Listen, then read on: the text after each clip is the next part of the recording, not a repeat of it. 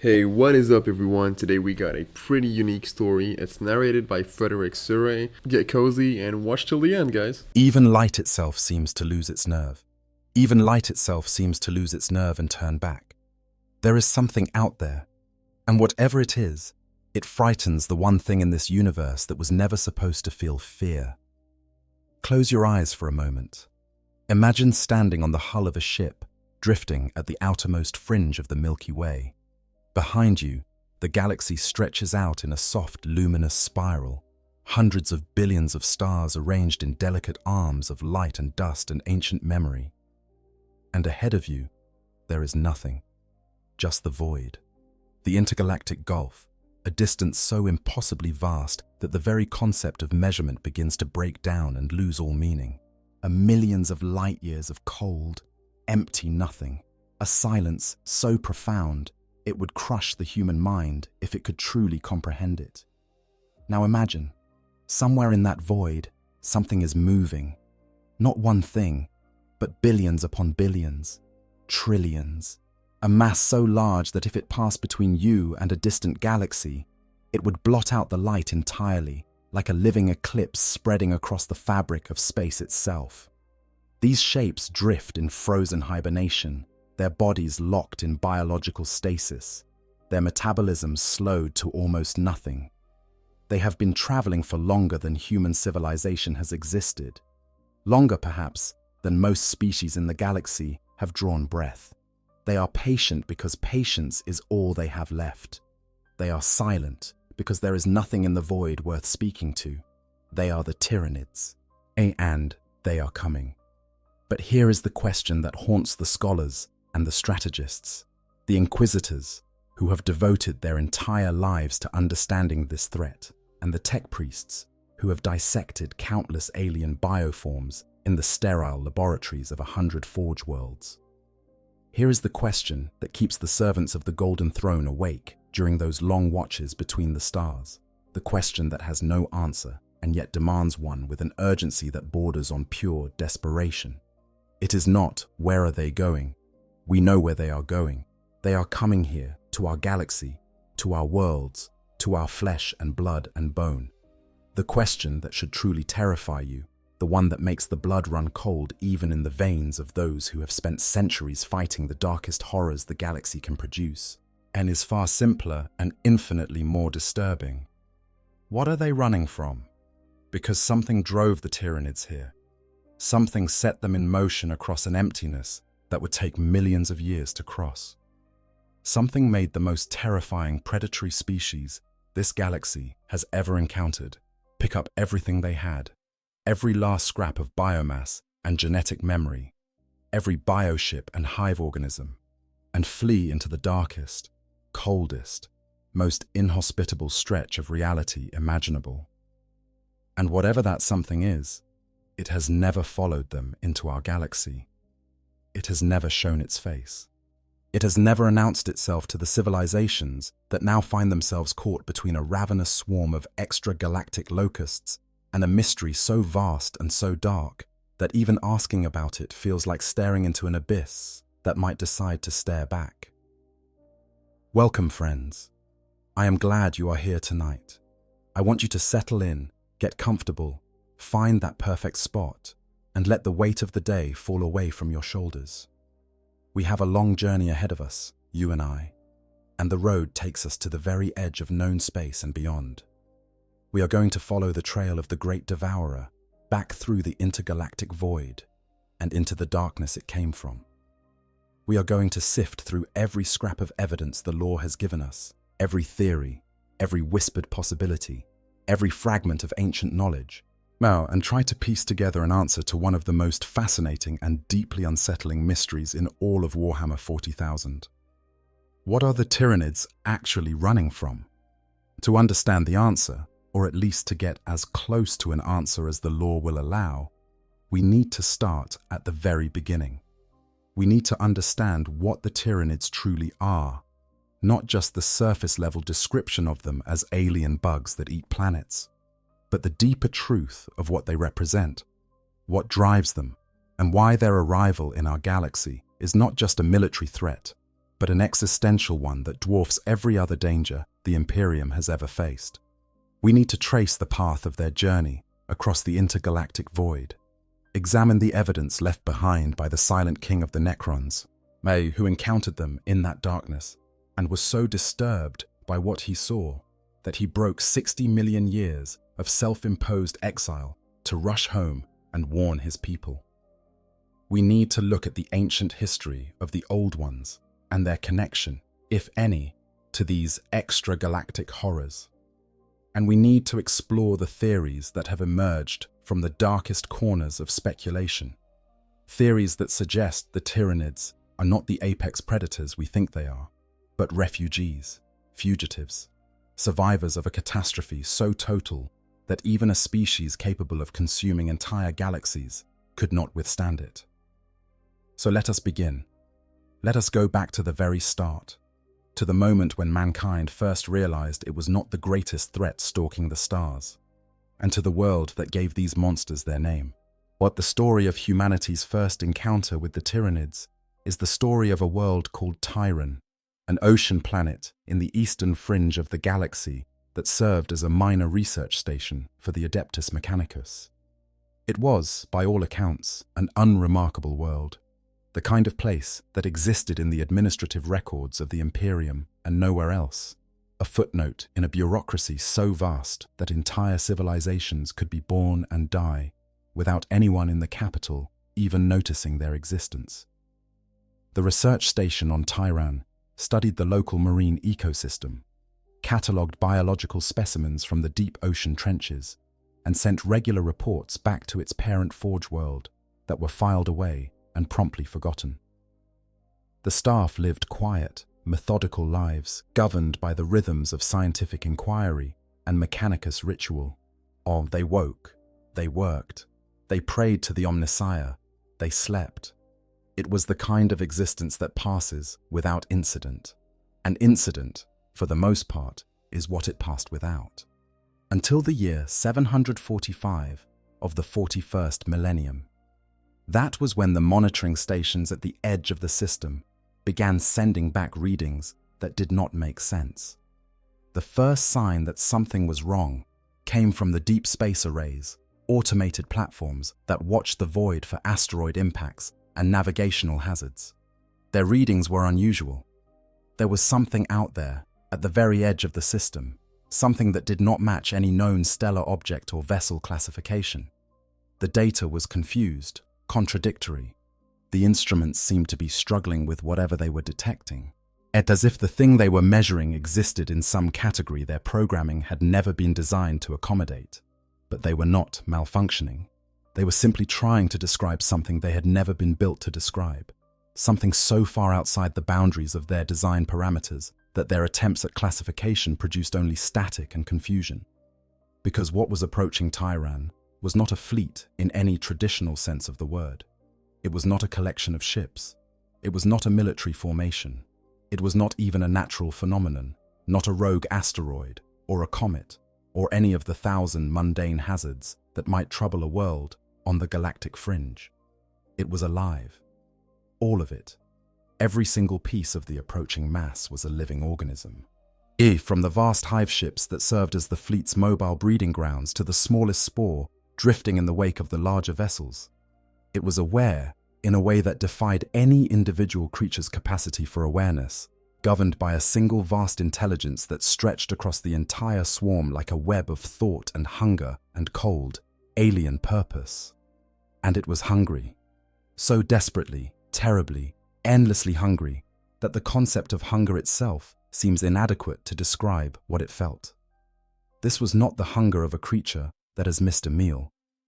This was the hunger of a species that had traveled millions of light years through the emptiest stretch of reality imaginable, burning through its own reserves, consuming its own weaker members, cannibalizing its own ships just to keep the core of the fleet alive long enough to reach its destination. This was hunger as a fundamental state of being, a driving force so powerful that it had sustained a journey across the darkness between galaxies. What arrived at Tyran was the leading edge of what would come to be called Hive Fleet Behemoth, the first major Tyranid incursion into the Milky Way galaxy. The swarm descended on the planet with a speed and ferocity that defied comprehension. The research station's defenses, meager as they were, held for less than a single day. The staff fought back with the desperate courage of people who understand that they are going to die, but refuse to make it easy for whatever is killing them. They activated every weapon they had, as they sealed blast doors and flooded corridors with toxic gas and overloaded plasma reactors in last-ditch attempts to take some of the attackers with them. They failed, of course. Everyone on Tyran died. Every single soul. But before the end came, one of the researchers, a Magos named Varnak, managed to do something extraordinary. In the final hours before the swarm overwhelmed the last of the station's defenses, Varnak compiled a data codex containing everything the station had managed to learn about their attackers. Every reading from the monitoring stations, every biological sample recovered from the first organisms to make planetfall, every observation about the swarm's behavior and capabilities and terrifying adaptability. He encrypted this codex and hid it deep in a bore shaft, 3,000 meters below the planet's surface, back in a place where the Tyranids might not think to look. It was an act of pure faith, the belief that someone would come looking for answers and that those answers might make a difference. And then Varnak died, like all the rest, consumed by a force that cared nothing for his courage or his sacrifice, or the precious knowledge he had preserved. It cared about nothing. Nothing except feeding. The codex was recovered by Inquisitor Fidus Cryptman of the Ordo Xenos, a man whose name would become synonymous with the Tyranid threat in the centuries to come, both as a hero and as a controversial figure whose methods would eventually see him stripped of his title and cast out of the Inquisition itself. But that story comes later. When Cryptman arrived at Tyran with his retinue of specialists and soldiers, the planet was already dead, not just the people. The planet itself had been murdered in a way that no human weapon could replicate. The oceans had been drained of every molecule of biological material. The atmosphere had been thinned to almost nothing, stripped of whatever organic compounds it had contained. The soil had been scraped clean of bacteria, of fungi, of the microscopic organisms that form the foundation of any living ecosystem. Tyran had been reduced to a barren, airless rock, a tomb without bodies, a graveyard without graves, a world so thoroughly erased that if you had never seen the records, you would never know that anything had ever lived there at all. Cryptman recovered the data codex, analyzed its contents, and sent a warning racing ahead of the swarm. He gave the invaders their name. I'm drawing from an ancient Terran tradition of naming threatening alien forces after great beasts from mythology. The Tyranids, named for the world of Tyran, the first planet they were known to have devoured. It was a fitting name, perhaps more fitting than Cryptman could have known at the time, because it would soon become the most feared word in the Imperium's vast and terrifying vocabulary. More feared than Chaos, more feared than Orc or Eldar or Necron, because those were threats that could be fought, negotiated with, sometimes even turned against one another. The Tyranids could not be bargained with. They could not be reasoned with. They did not hate you. They did not want your world for its strategic value, or its mineral wealth, or its position on the star charts. They wanted your atoms, every last one of them. And they would take them with the same cold, impersonal efficiency that a fire brings to a forest. From Tyran, the Hive fleet pushed deeper into the galaxy like a spear aimed at the heart of Ultramar, consuming everything in its path with a methodical brutality that suggested something beyond mere animal hunger. World after world fell silent, their distress calls swallowed by the strange psychic interference that preceded the swarm, a phenomenon that would later be identified as the shadow in the warp. This was not just a military invasion, this was an extinction event on a galactic scale, a wave of destruction that left nothing behind for future archaeologists to study, no ruins to puzzle over, no artifacts to catalogue, no skeletal remains to identify, in just rock and silence, and the fading echo of civilizations that no one would ever know had existed. But I am getting ahead of the story. Before we can understand what the Tyranids are running from, we first need to understand what they truly are. And that is a story that goes far deeper than most people realize. The Tyranids are not, in any meaningful sense of the word, a species. They are not a collection of individual creatures bound together by shared genetics and social instinct, the way humans, or Eldar, or even orcs are. They are something far stranger and far more frightening than that. Every Tyranid organism, from the smallest Ripper swarm to the vast hive ships that serve as the fleet's mobile fortresses, is a single cell in one enormous living body, a superorganism of unimaginable scale, governed by a single intelligence that permeates every part of its being with absolute authority. This intelligence is called the hive mind, and it is perhaps the most alien thing in a galaxy that is full of alien things. Think of it this way. When you move your hand, you do not negotiate with your fingers. You do not ask your muscles to cooperate. You do not send a request to your nervous system and wait for approval. You simply will the hand to move, and it moves. The hive mind operates on the same principle, except that instead of controlling a single body, it controls trillions of bodies spread across light years of space. Every termagant that fires its flesh borer, every carnifex that charges a battle line, every hive tyrant that coordinates an invasion from the surface of a dying world, all of them are extensions of the same will, are instruments of the same purpose, fingers on the same incomprehensibly vast hand. The Tyranids do not build technology in the way that other species do. They do not mine metal or forge weapons or construct ships from raw materials. Instead, they grow everything they need from organic matter, using a mastery of genetic engineering and biological adaptation that would make even the most advanced genitors of the Adeptus Mechanicus weep with envy and terror in equal measure. Their weapons are living organisms, purpose-bred creatures, designed to perform a single function with lethal efficiency. Their ammunition is alive, from the small, incredibly hard beetles that burrow into your skin after impact and explode in a shower of acid, to the bioplasma that can melt through ceramite armor like hot water through sugar. And their ships are vast living creatures, each one a self-contained ecosystem capable of breeding new organisms, processing raw biomass, and adapting its own biology to meet whatever challenges it encounters. This last point is perhaps the most important thing to understand about the Tyranids, the quality that makes them so uniquely dangerous among all the threats the galaxy faces. They evolve. Not slowly, over millions of years like natural selection would dictate, but rapidly, in real time, in response to whatever they are fighting. When the Tyranids encounter a new enemy, the hive mind studies that enemy's tactics, weapons, and biology, and then redesigns its organisms to counter them. Fight the Tyranids with heavy armor, and within a few engagements, you will see new bioforms appearing on the battlefield that carry weapons specifically designed to defeat that armor. Employ psychers against them, and the next wave will include organisms with enhanced psychic defenses. Use fire, and they will develop fire-resistant carapaces. Use poison, and they will breed immunity into the next generation of warriors, sometimes within hours. This adaptability is the key to understanding the Tyranid threat. They are not just an army. They are a self-correcting extinction engine, a biological machine that gets better at killing you every time you fight it. Every victory you win against them provides them with information. Every weapon you use teaches them something new. Every battle, whether won or lost, makes the swarm stronger, smarter, more efficient.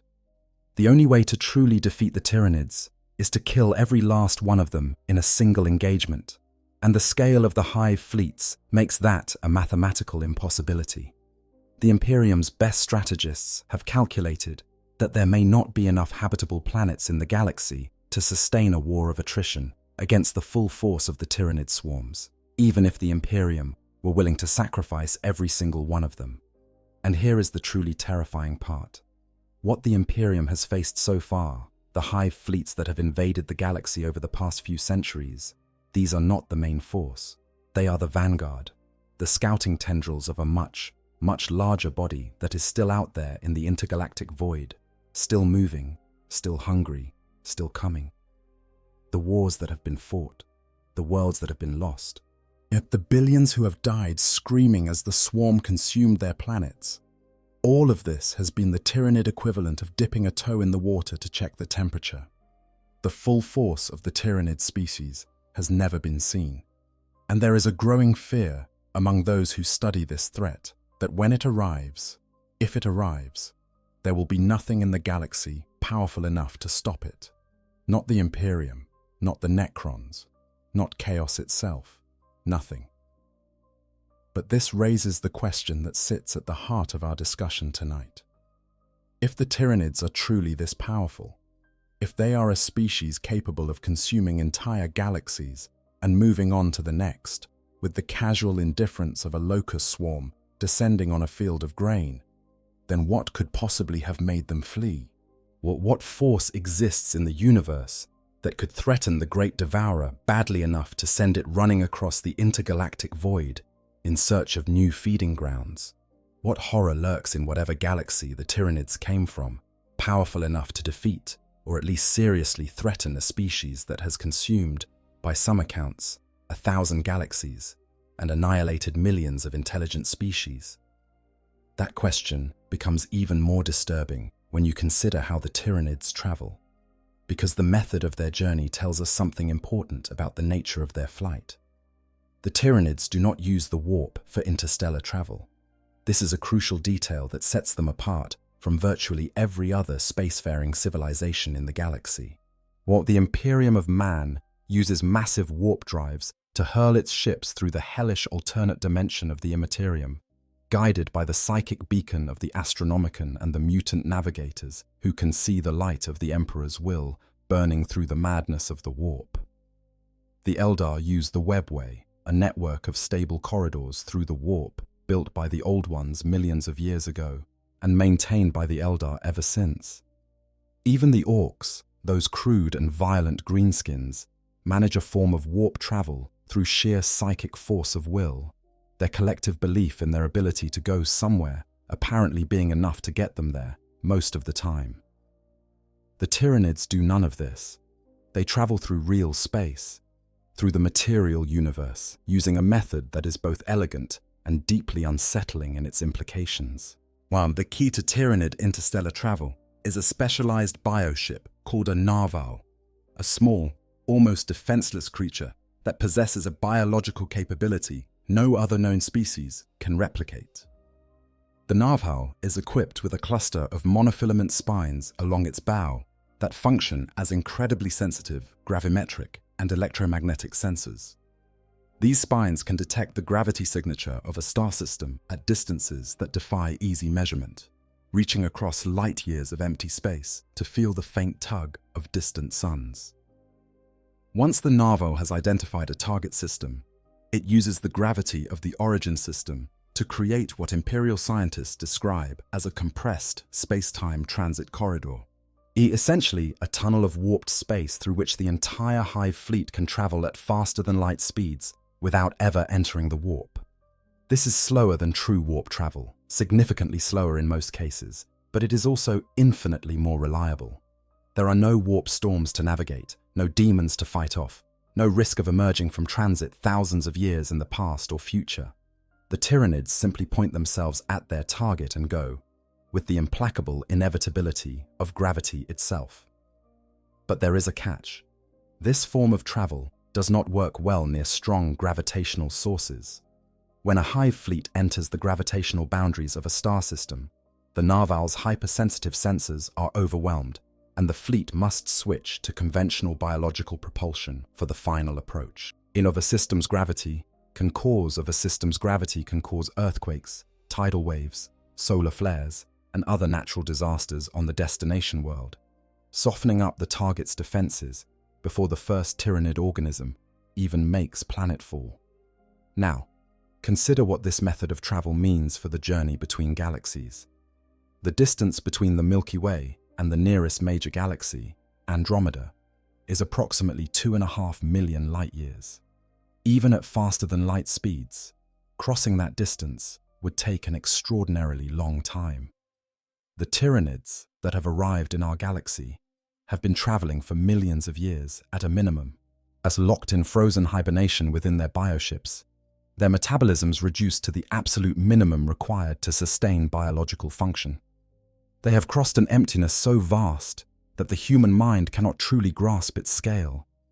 An emptiness where there is no food, no warmth, no shelter, nothing but the cold radiation of distant galaxies and the slow decay of whatever organic reserves they carried with them. This is not the behavior of a predator on a casual hunt. This is the behavior of a species that has been driven to the most extreme measures imaginable. You do not cross the intergalactic void on a whim. You do not spend millions of years in frozen hibernation because you are curious about what lies on the other side of nothing. You make that journey because something has forced you to, because whatever waited behind you was worse than the void ahead. The very fact that the Tyranids chose to cross the intergalactic gulf, an act of such desperate commitment that it borders on the unthinkable, tells us something profound about the nature of whatever set them in motion. Something scared the scariest thing in the galaxy badly enough to make it run. And here is where the story becomes even more fascinating, because the Tyranids did not come to the Milky Way randomly. They were drawn here by a very specific event, a flash of psychic energy so bright that it reached across millions of light years of void and woke them from their slumber like a dinner bell ringing in the darkness. That event happened 10,000 years before the first hive fleet arrived, during a period of galactic history known as the Horus Heresy, and it involved an ancient alien device that humanity had no business using in the first place. We need to talk about the Pharaohs. The Pharaohs was a device of extraordinary power and deeply uncertain origin.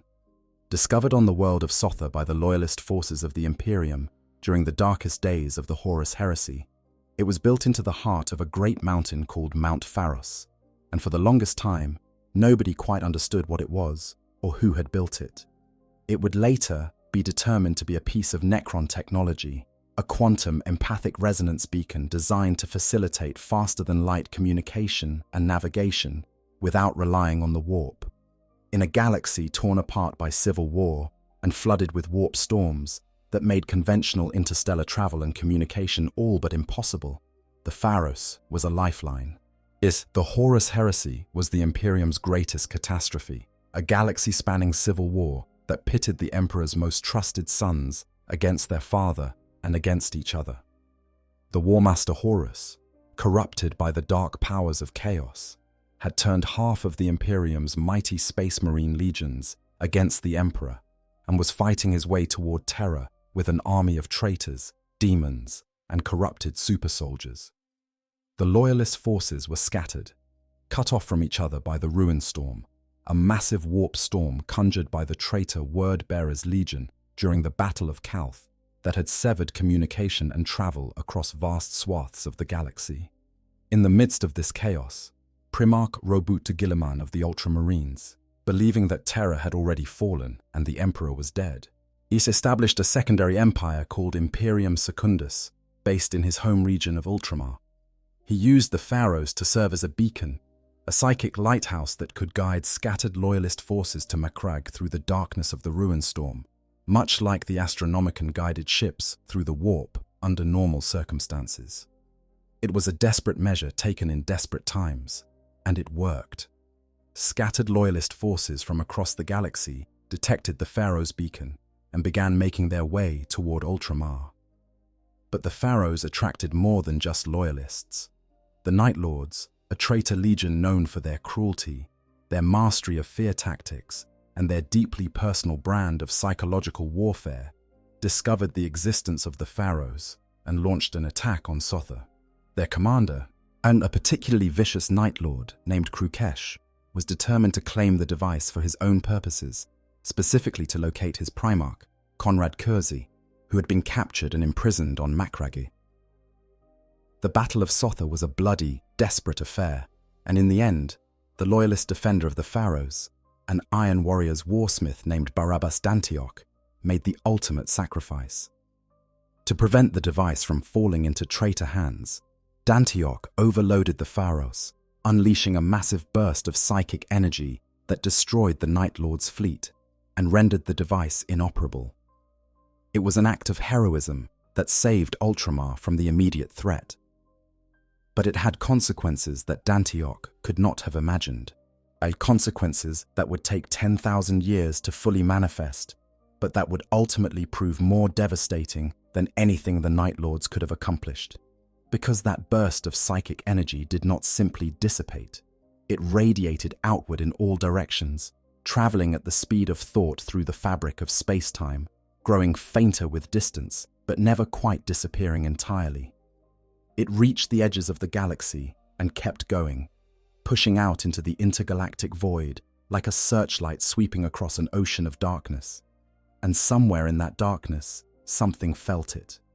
The novel Pharos, by Guy Haley, describes what happened next in its epilogue, and it is one of the most chilling passages in all of Horus Heresy fiction.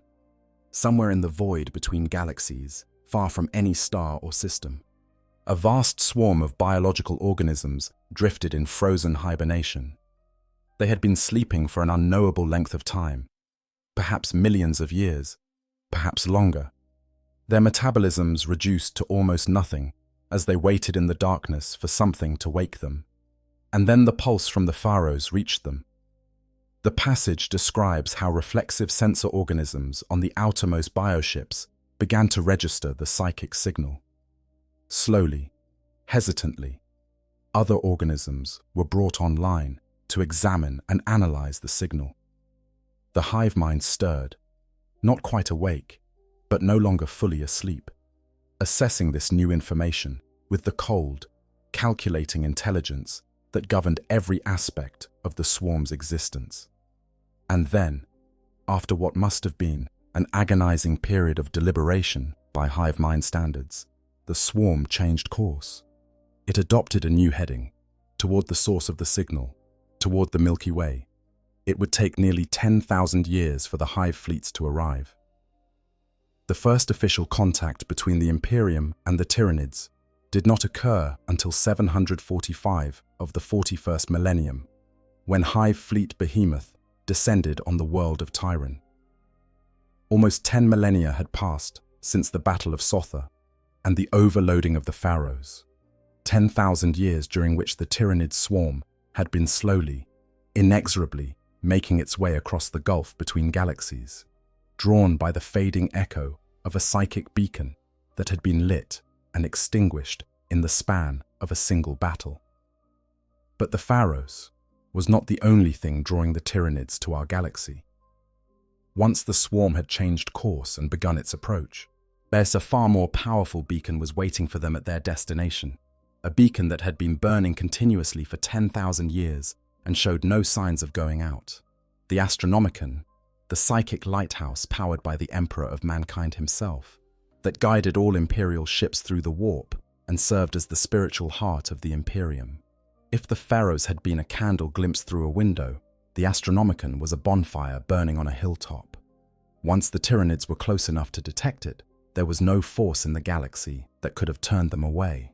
So the Pharaohs woke them up, and the Astronomicon guided them in.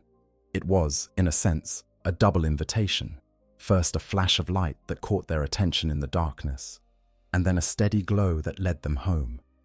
Home being, in this case, as a galaxy full of biomass and unsuspecting civilizations, a buffet of organic material stretching from one side of the Milky Way to the other.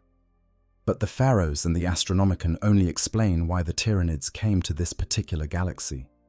They do not explain why the Tyranids were out in the intergalactic void in the first place. They do not explain what set them in motion before the Pharaoh's signal reached them. They do not explain what the Tyranids were fleeing from. To find those answers, we need to look at another witness, someone who was out in that void long before the Pharaohs was activated, someone who saw the Tyranids with his own eyes and was so disturbed by the experience that he abandoned 60 million years of self-imposed exile and rushed back to the galaxy to prepare his people for what was coming. We need to talk about the Silent King. Sarek, the Silent King, is one of the most ancient and powerful beings in the entire Warhammer 40,000 setting.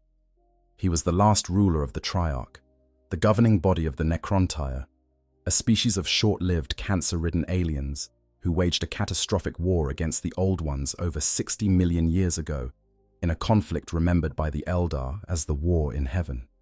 When the Necrontyr could not defeat the Old Ones through conventional means, it was Zarek who brokered the deal with the Citan, the star gods, entities of pure energy that fed on stellar radiation and possessed power beyond mortal comprehension. The Citan offered the Necrontyr immortality and the power to defeat their enemies. What they delivered instead was biotransference, a process that stripped the Necrontyr of their organic bodies and trapped their consciousness in shells of living metal called necrodermis. The Necrontyr became the Necrons, immortal but soulless, their personalities slowly degrading over the millennia as the cold logic of their mechanical existence eroded everything that had once made them alive. Zarek realized too late what the Citan had done. He saw his people's souls being consumed by the star gods like fuel, their identities dissolving into the mechanical void of their new existence.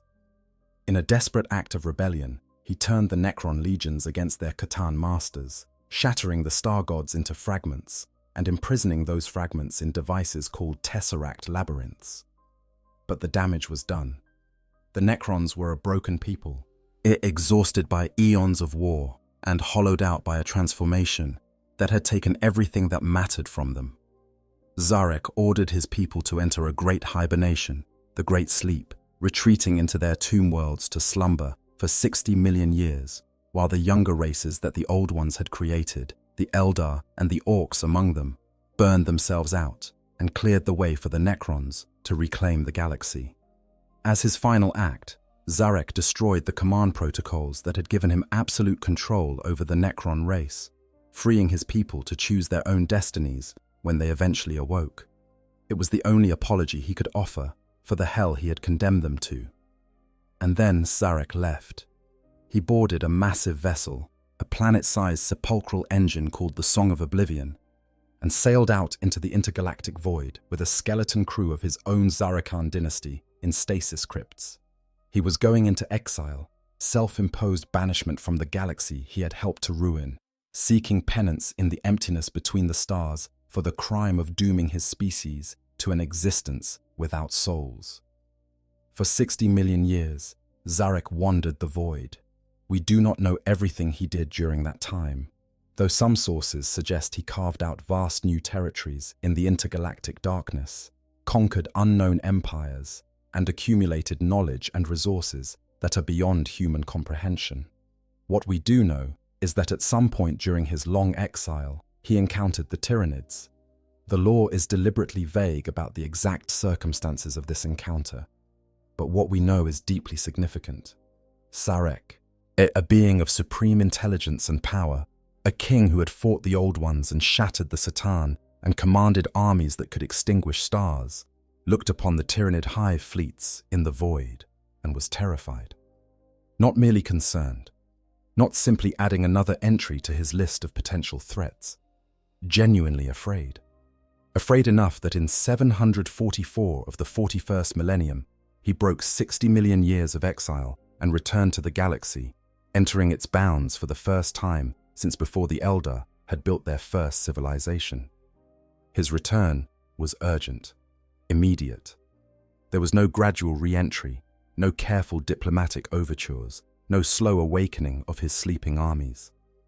The silent king came back like a man fleeing a burning building, and the first thing he did was begin traveling across the galaxy, awakening tomb worlds from their 60 million year slumber and marshalling the Necrons for war against the approaching swarm. Why? Because Zarek understood something that no one else in the galaxy could grasp. The Tyranids were not just another alien threat. They were an existential danger to the Necrons' most cherished hope, the dream of one day reversing the biotransference process and restoring the Necron people to living, organic bodies. If the Tyranids consumed all the biomass in the galaxy, all the living organisms, all the genetic material, all the organic matter that the Necrons might one day need to rebuild themselves as flesh and blood beings, then the Necrons would be trapped in their metal shells forever. The last hope of the Necrontyr would die, not with a bang, but with the quiet sound of teeth closing on the last living thing in the galaxy. So Sarek came back. He worked from the shadows at first, manipulating events through Triarch Praetorians and unwitting Necron overlords, slowly awakening his people and pointing them toward the threat he had seen in the void. Now, I want to take a quick second here to just speak honestly with you. Out of everything I have covered on this channel, the Tyranids genuinely unsettle me more than any other faction. Not because of the teeth or the claws or the body horror, though all of that is fantastic. It is the silence that gets me. The idea that something can be that intelligent, that old, that powerful, and have absolutely nothing to say to you. Every other villain in this setting wants something you can understand. Chaos wants your soul, the Necrons want their empire back, the Orcs just want a good fight, but the Tyranids just want you to stop existing so they can use your molecules. There is no negotiation, no bargaining, no dramatic monologue before the killing blow. You're just food. And I think that is why this question of what they are running from resonates with so many of us. Because if something that terrifying is scared, then whatever is behind them must be on a level we genuinely cannot process. That thought keeps me up at night. And honestly, that is exactly why I love this hobby. But anyway, that's just my 2 cents. Let's get back to the video. In one remarkable incident, he even formed a temporary alliance with the Blood Angel Space Marines to fight off a Tyranid landing force on the world of Gehenna. The Silent King and Commander Dante, 2 of the most powerful warriors in the galaxy, fighting side by side against a common enemy. It was an alliance born of pure necessity, and it dissolved the moment the fighting was over. But it spoke volumes about the severity of the Tyranid threat that the most powerful Necron in existence was willing to work alongside the humans he viewed as little more than cattle. But here is the detail that matters most for our purposes. The lore tells us that Sarek encountered the Tyranids in the intergalactic void. It does not tell us in much detail what he saw there. It does not tell us what the Tyranids were doing before he found them, whether they were in hibernation or actively moving.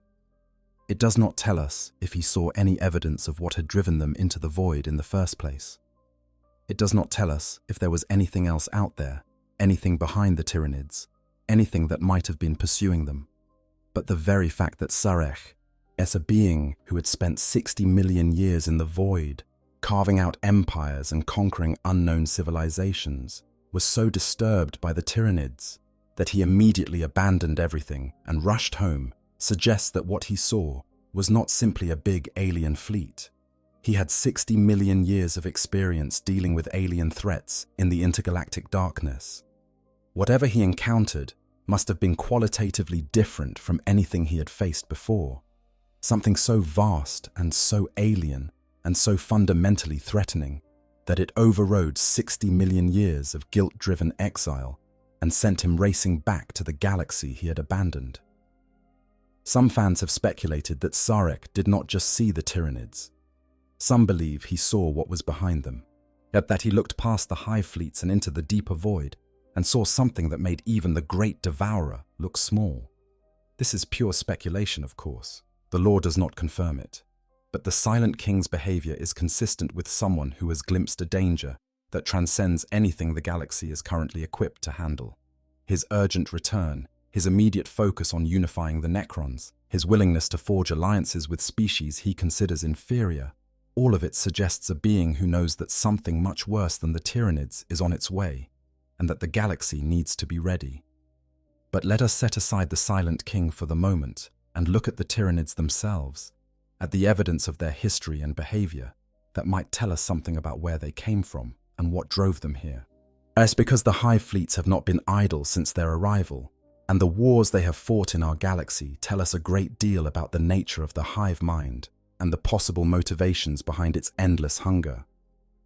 The history of the Tyrannic wars reads like a catalogue of escalating nightmares, each invasion worse than the last, each hive fleet more cunning and more powerful than the one before it. And in the pattern of these invasions, in the strategies the hive mind employs, and the ways it adapts to failure, we can see the outlines of an intelligence that is not merely predatory, but deeply, frighteningly strategic. An intelligence that has been doing this for a very, very long time. The First Tyrannic War began with Hive Fleet Behemoth's arrival in 745 of the 41st Millennium. Behemoth was, in many ways, a blunt instrument, and it came in a single massive formation, a concentrated spearhead of bioships and warrior organisms that drove straight toward the heart of Ultramar with all the subtlety of a battering ram aimed at a castle gate. The Hive Fleet consumed world after world as it advanced, each conquered planet providing the raw biomass to breed more warriors and grow more ships. The jewel of Ultramar, an agri-world called Prandium that had been known as the crown jewel of Guilliman's domain, was stripped of every living thing so thoroughly that even its atmosphere was consumed. The Tyranids left behind nothing but barren rock. The Imperium's response was led by Marneus Calgar, chapter master of the Ultramarines. As a warrior of legendary skill and unyielding determination, who had inherited the mantle of defending Ultramar from his predecessor, and who took that responsibility with a seriousness that bordered on the religious. Calgar recognized that the Tyranids could not be stopped through conventional tactics. Hit-and-run raids and guerrilla warfare were useless against an enemy that did not need supply lines and could not be demoralized. Instead, he chose to make his stand at the fortress world of Macragge itself, the homeworld of the Ultramarines, and the center of everything they held sacred. The Battle of Macragge was one of the most desperate and costly engagements in the history of the Imperium. The Ultramarines fortified their world to an unprecedented degree, turning every fortress, every bunker, and every city into a killing ground designed to bleed the Tyranid swarm dry. The fighting was savage beyond description. In the void above Macragge, the Imperial fleet fought a running battle against the Hive Fleet's bioships, exchanging volleys of fire that turned the space above the planet into an inferno of plasma and burning chitin. On the surface, Space Marines fought alongside planetary defense forces in a grinding, room-by-room, trench-by-trench battle that lasted for weeks. During the battle, the hive mind deployed a creature that had never been seen before, a unique bioform that would later be designated as the Swarm Lord. This entity was no mere beast. It was a tactical genius, a living weapon of supreme intelligence that coordinated the Tyranid assault with a precision that bordered on prescience. The Swarm Lord engaged Calgar personally in single combat, nearly killing the chapter master and demonstrating a level of martial skill that stunned the Ultramarines. It was the first clear evidence that the hive mind could create individual organisms of extraordinary intelligence when the situation demanded it, that it was not simply a collective instinct, but a thinking, planning, adapting mind of terrible brilliance. Behemoth was eventually defeated, but at a staggering cost. The Ultramarines' entire first company, their veteran Terminators, was wiped out to the last man defending the polar fortresses of Macragge. Calgar himself was grievously wounded and required extensive augmetic reconstruction to survive. The victory at Macragge was real, but it was the kind of victory that makes you wonder if the word is being used correctly. The Ultramarines had stopped one hive fleet, and it had nearly destroyed them in the process. But the Imperium made a critical error in the aftermath of Behemoth's defeat. They allowed themselves to believe that the worst was over. An armed presence was maintained in the eastern fringe. But as decades passed without further Tyranid contact, the Administratum began to question the need for such a costly deployment. Surely Behemoth had been the entirety of the Tyranid threat. Surely there was nothing else out there. They were wrong.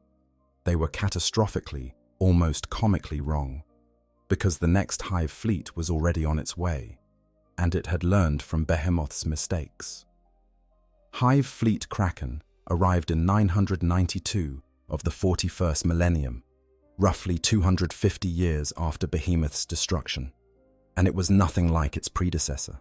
Where Behemoth had been a single concentrated force, Kraken was a hydra, splitting into dozens of smaller tendrils that attacked from multiple directions simultaneously. Where Behemoth had relied on brute force, Kraken employed cunning and misdirection, sending feints and diversionary attacks to draw the Imperium's forces out of position, while the main body of the fleet struck at undefended targets. The initial signs of Kraken's approach were not military, but political. Worlds along the eastern fringe began experiencing waves of rebellion, terrorism, and civil unrest. Planetary governments that had been stable for centuries suddenly found themselves dealing with insurrections and sabotage on an unprecedented scale.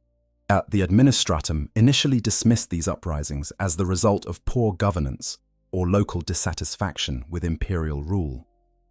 The Inquisition, however, was suspicious. When they investigated, they discovered that the dissenting officials who had been downplaying the threat and arguing for the withdrawal of military forces from the eastern fringe had either come from the affected region or had traveled there recently. The implication was clear. The Tyranids had seeded Genestealer cults across the eastern fringe, and those cults had spent decades burrowing into the social fabric of imperial worlds, weakening defenses and sowing confusion in preparation for the main assault. When Kraken finally struck, the results were devastating. Dozens of worlds fell before the Imperium could mount an effective response. Among the casualties was Sotha itself, the world where the pharaohs had once stood, the very world whose psychic beacon had first drawn the Tyranids toward the Milky Way. There was a grim poetry in that. The world that had summoned the Great Devourer was among the first to be consumed by it. The most famous engagement of the Second Tyrannic War was not fought by the Imperium at all, but by the Eldari of craft world Iyanden. A tendril of Hive Fleet Kraken struck the craft world directly, forcing the Eldar to fight for their very survival against a swarm that threatened to consume their home. Every single member of Iyanden's population was mobilized for battle, from the youngest warriors to the oldest seers. The fighting was desperate, the casualties catastrophic. Iyanden was saved only by the timely intervention of Prince Iriel, a Corsair lord who had been exiled from the Craftworld years earlier, and who returned at its darkest hour to lead a counterattack that slew the Hive tyrant, directing the invasion. But Iyanden was never the same. The Craftworld's population was decimated, reduced to a fraction of its former strength. To this day, Iyanden relies heavily on wraith constructs, artificial bodies animated by the spirits of the dead, because it simply does not have enough living warriors to field an army without them. The scars of Kraken's assault are visible in every aspect of Iyanden's culture, a permanent reminder of what happens when the Tyranids focus their attention on a single target. Kraken was eventually halted at the Battle of Ihar IV, where the Ultramarines once again played a crucial role. Kalgar, having learned from the devastating experience at Macragge, employed new tactics that were specifically designed to exploit the weaknesses of the Tyranid swarm. But Kraken was not truly destroyed, its remnants scattered, diving toward the galactic core and splitting into splinter fleets that would continue to cause problems for centuries. The hive mind had lost the battle, but it had gained invaluable information about the galaxy's defenders, information that would be put to devastating use in the next invasion. And the next invasion came quickly. Less than 5 standard years after Kraken's defeat, Inquisitor Lord Cryptman, the same man who had given the Tyranids their name so many years ago, detected the telltale signs of another hive fleet approaching the galaxy. This one was different from anything that had come before.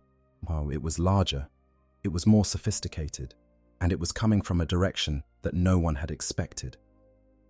Hive Fleet Leviathan, the third and largest Tyranid incursion, arrived in 997 of the 41st Millennium. It attacked from below the galactic plane, rising up from the south in a vast pincer formation that caught the Imperium completely off guard. Every previous Hive fleet had entered the galaxy from the eastern fringe, and the Imperium's defenses were concentrated there. Leviathan bypassed those defenses entirely, striking at regions that had never experienced a Tyranid attack and were woefully unprepared to deal with one. The scale of Leviathan's assault was staggering. 2 massive tendrils, spreading apart like the closing jaws of some cosmic predator, cut off entire swaths of the galaxy from warp travel and astropathic communication. Us worlds that had relied on the broader Imperium for defense suddenly found themselves alone, trapped behind a wall of psychic static that no signal could penetrate. The shadow in the warp, that suffocating blanket of alien psychic energy that preceded every Tyranid invasion, was stronger than ever, smothering entire sectors in a fog of dread and madness that drove psychers insane and left ordinary people paralyzed with an inexplicable, soul-deep terror. Cryptman, ever the pragmatist, devised a desperate strategy to slow the Leviathan's advance. He ordered a cordon of worlds to be evacuated and then subjected to exterminatus, the imperial practice of sterilizing a planet's entire biosphere with nuclear weapons, virus bombs, or atmospheric ignition. By destroying these worlds before the Tyranids could reach them, Cryptman denied the hive fleet the biomass it needed to replenish and grow. Every world consumed by the Tyranids provided fuel for more bioships, more warriors, more organisms. By scorching the earth ahead of the swarm, Cryptman was trying to starve it. It was a strategy of breathtaking ruthlessness. Billions of Imperial citizens were relocated, their worlds destroyed behind them. Entire civilizations were erased from existence, not by the enemy, but by the Imperium's own Inquisition, in the name of buying time for a defense that might never come. Cryptman was denounced as a traitor and a radical. He was stripped of his inquisitorial title and cast out by his own brethren. But he was not wrong. The cordon worked for a time, slowing Leviathan's advance just enough for the Imperium to begin organizing a proper defense. Cryptman's next move was even more audacious.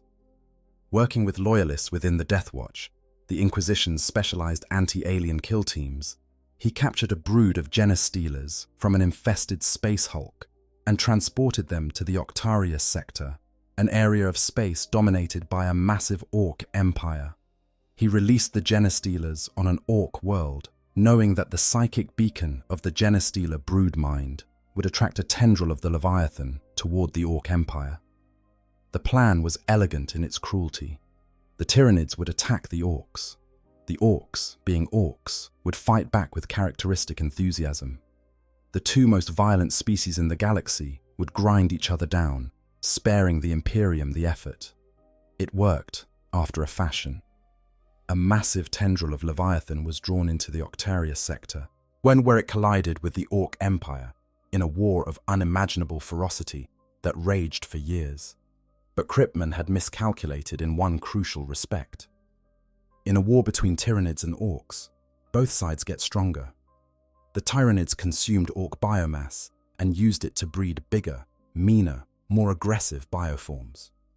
The Orcs, faced with the greatest fight of their lives, grew larger and more powerful with every battle, their unique biology responding to the challenge by making them tougher, faster, and more deadly.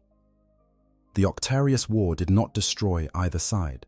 It created two enhanced versions of the galaxy's most dangerous species, each one more powerful than the original. Despite these setbacks, the Leviathan continued its relentless advance into the galaxy. One of its main tendrils targeted the Blood Angel's homeworld of Baal, drawn by the psychic presence of the chapter and its successor chapters. The Battle of Baal was one of the most apocalyptic engagements in the history of Warhammer 40,000, a battle so vast and so devastating that it involved not just the Blood Angels, but their entire successor brotherhood. Over 30,000 Space Marines gathered to defend a single world against a swarm that darkened the sky from horizon to horizon. The battle was eventually won, but only through the most unlikely of interventions. As the Tyranids threatened to overwhelm the defenders, a massive warp rift opened above Baal, disgorging a demonic legion of Horn led by the bloodthirster Karbanda. The demons of the Blood God had their own ancient grudge against the Blood Angels, and they had no intention of allowing the Tyranids to steal their rightful prey. Yet in a scene of almost absurd cosmic violence, demons and Tyranids tore into each other while the surviving Blood Angels fought to survive in the crossfire. The arrival of Reboot Gilliman's Indomitus Crusade finally tipped the balance, driving back both the Tyranids and the demons and saving Baal from complete destruction. But the victory at Baal was only a temporary reprieve. The hive mind was not defeated. It was thinking, learning, adapting.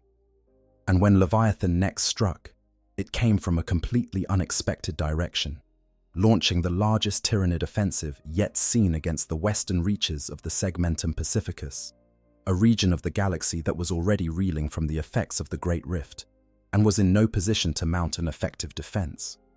This assault marked the beginning of the Fourth Tyrannic War, and it continues to this day, with the Imperium fighting desperately to contain a threat that seems to grow more powerful with every passing year. The pattern that emerges from the four Tyrannic Wars is deeply troubling for those who study the Tyranid threat. Each successive hive fleet has been larger, more sophisticated, and more adaptable than the last. Behemoth was a brute force assault. Kraken was a multi-pronged strategy. Leviathan was a galaxy-spanning campaign of unprecedented scale and cunning.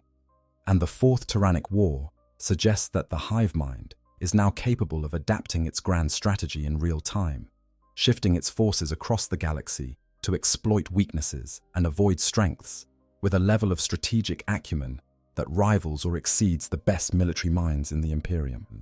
And this pattern of escalation suggests that the hive mind is not simply sending random invasion fleets at the Milky Way.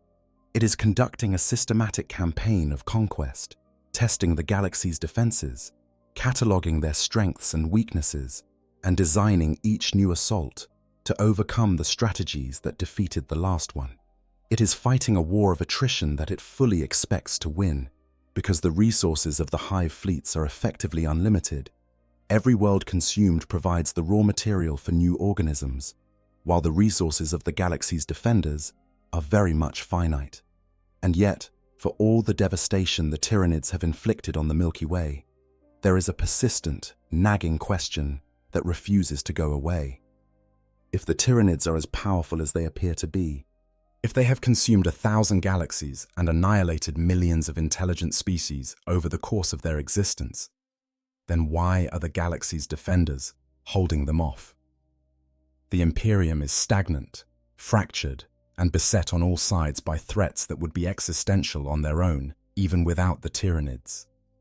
The Eldar are a dying race, clinging to the remnants of a fallen empire. The Orcs are powerful but disorganized. The Necrons are still waking up. How is it possible that these fractured, war-weary civilizations are managing to hold the line against a force that has eaten entire galaxies? The answer, according to the lore, is that they are not holding the line against the full force of the Tyranids. What the Milky Way has faced so far is a fraction of the species' total numbers, as the outermost tendrils of a much larger body that remains hidden in the intergalactic void. The main swarm has not yet arrived. The wars that have been fought, the billions who have died, the worlds that have been consumed, all of it has been the Tyranid equivalent of an appetizer. The main course has not yet been served. This is the context in which we need to examine the central theory of this discussion, the idea that the Tyranids are not invading the Milky Way but fleeing into it. That their arrival is not an act of aggression, but an act of desperation, the last resort of a species that has been driven from its home by something even more terrifying than itself. The theory has several variations, each one more unsettling than the last.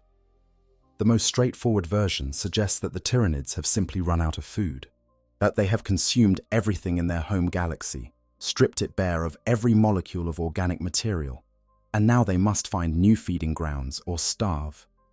This version treats the Tyranids as cosmic locusts, a plague that moves from galaxy to galaxy the way a swarm of insects moves from field to field, consuming everything in its path and then moving on to the next abundance.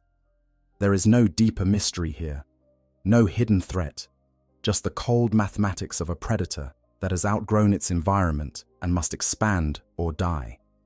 This explanation has the virtue of simplicity, and there is evidence to support it. The Tyranids' behavior in the Milky Way is consistent with a species that is desperately hungry. They do not conquer worlds in the traditional sense, and they do not establish colonies or build infrastructure or exploit resources over the long term. They descend on a world, strip it of every living thing, process that living matter into raw biomass, use that biomass to breed more organisms and grow more ships, and then move on to the next target. This is not the behavior of a conqueror. This is the behavior of something that is feeding as fast as it can, because it does not know where its next meal is coming from. But there are problems with this explanation. If the Tyranids have truly consumed their home galaxy, then they should be approaching the Milky Way from a single direction, from the direction of whatever galaxy they just finished eating. Instead, the various hive fleets have approached from multiple directions. Behemoth came from the galactic east. Kraken came from the galactic east, but on a different vector. Leviathan came from below the galactic plane. Other, smaller hive fleets have been detected approaching from still different directions. This pattern of multi-directional approach suggests that the Tyranid species is not a single fleet traveling from one galaxy to the next, but a vast, dispersed entity that has been operating across multiple galaxies simultaneously for an unknowable period of time. Some sources within the lore suggest that the Tyranids have consumed 1,000 galaxies over the course of their existence. If true, this would make them old beyond comprehension, a species that has been roaming the universe for billions of years, traveling from one island of stars to the next in an endless cycle of consumption and migration. The Milky Way is not their first stop, or it is not even close to their first stop. It is simply the latest in an impossibly long series of targets, a meal on a menu that stretches back to the earliest epochs of the universe. But even this staggering claim does not answer the fundamental question. Why do they keep moving? If the Tyranids are truly capable of consuming entire galaxies, then why do they not simply stay in one place and manage their resources sustainably? Why do they strip a galaxy bare and then abandon it, risking the horrific journey through the intergalactic void to find the next one? Locusts on Earth do not leave a field empty by choice. They leave because they have eaten everything and must find more food or die. But a species with the Tyranids' level of biological sophistication should be able to manage a galaxy's resources efficiently while farming biomass rather than strip mining it. The fact that they choose the scorched earth approach, the fact that they consume everything and leave nothing behind, suggests that they are not simply feeding. They are in a hurry. They are consuming as much as they can, as fast as they can, and then getting out, as if something behind them is driving them forward. The second version of the theory is more dramatic. It suggests that the Tyranids are not simply running out of food. They are running from something. Something out there beat the Tyranids, most likely in their home galaxy, and drove them to flee across intergalactic gulfs to escape. Their migration is not a leisurely tour of the cosmos. It is a blind panic, a desperate flight from a predator so terrifying that even the great devourer would rather face the void between galaxies than stand and fight. Under this theory, the Milky Way is not a destination, it is a pit stop. The Tyranids are using our galaxy as a refueling station, consuming its biomass to replenish their numbers, and then moving on before whatever is chasing them catches up. The fact that they consume everything and leave nothing behind takes on a new and sinister meaning. They are not just feeding, they are denying resources to their pursuer. Whatever is behind them needs something that the Milky Way has, and the Tyranids are determined to take it all before their enemy can get to it. This version of the theory is deeply unsettling because of its implications. If something out there is powerful enough to threaten the Tyranids, is a species that has consumed 1,000 galaxies and survived for billions of years, then what hope does the Milky Way have of surviving when that thing eventually arrives? The Imperium is barely holding off the Tyranid vanguard. The full force of the hive fleets has not yet been deployed. And behind the hive fleets, somewhere in the intergalactic darkness, there may be something even worse. The third version of the theory ties the Tyranids to the most ancient conflict in the Warhammer 40,000 setting, the war in heaven between the Old Ones and the Necrontyr.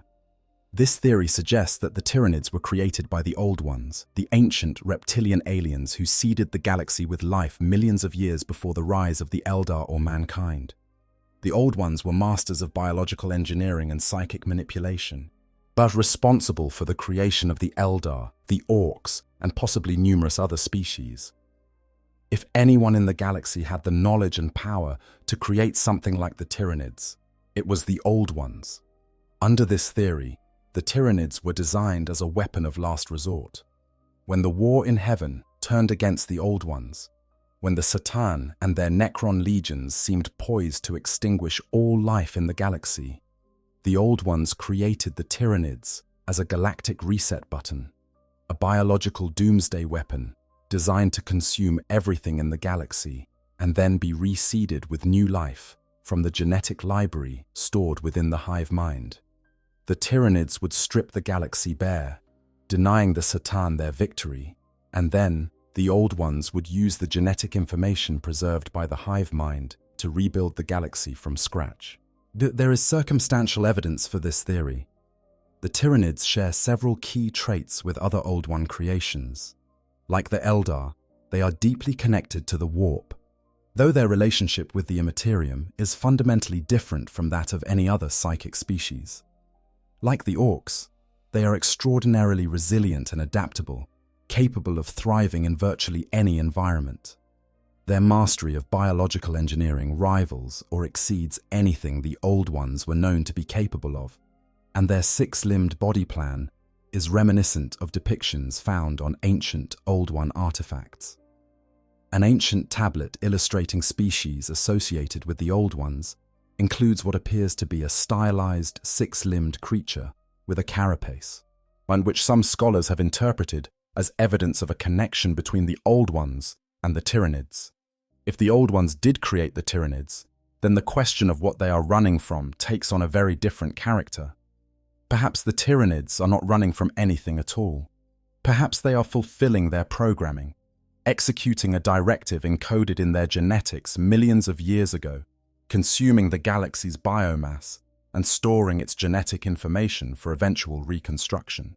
Their behavior would make perfect sense under this theory.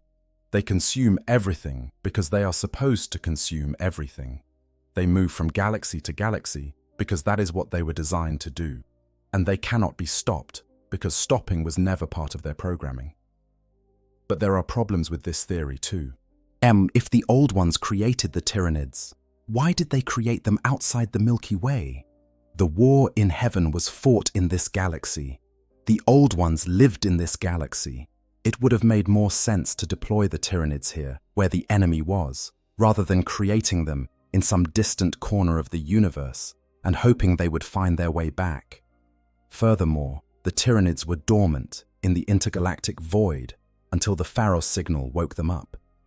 If they had been designed as a weapon against the Necrons, why were they sleeping instead of fighting?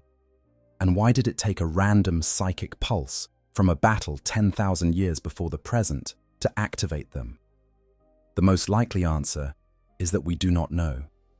The true origin of the Tyranids and the true nature of whatever drove them across the intergalactic void, but remains one of the greatest unsolved mysteries in Warhammer 40,000 lore.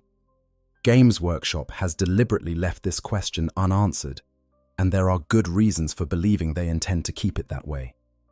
The mystery is more powerful than any answer could be.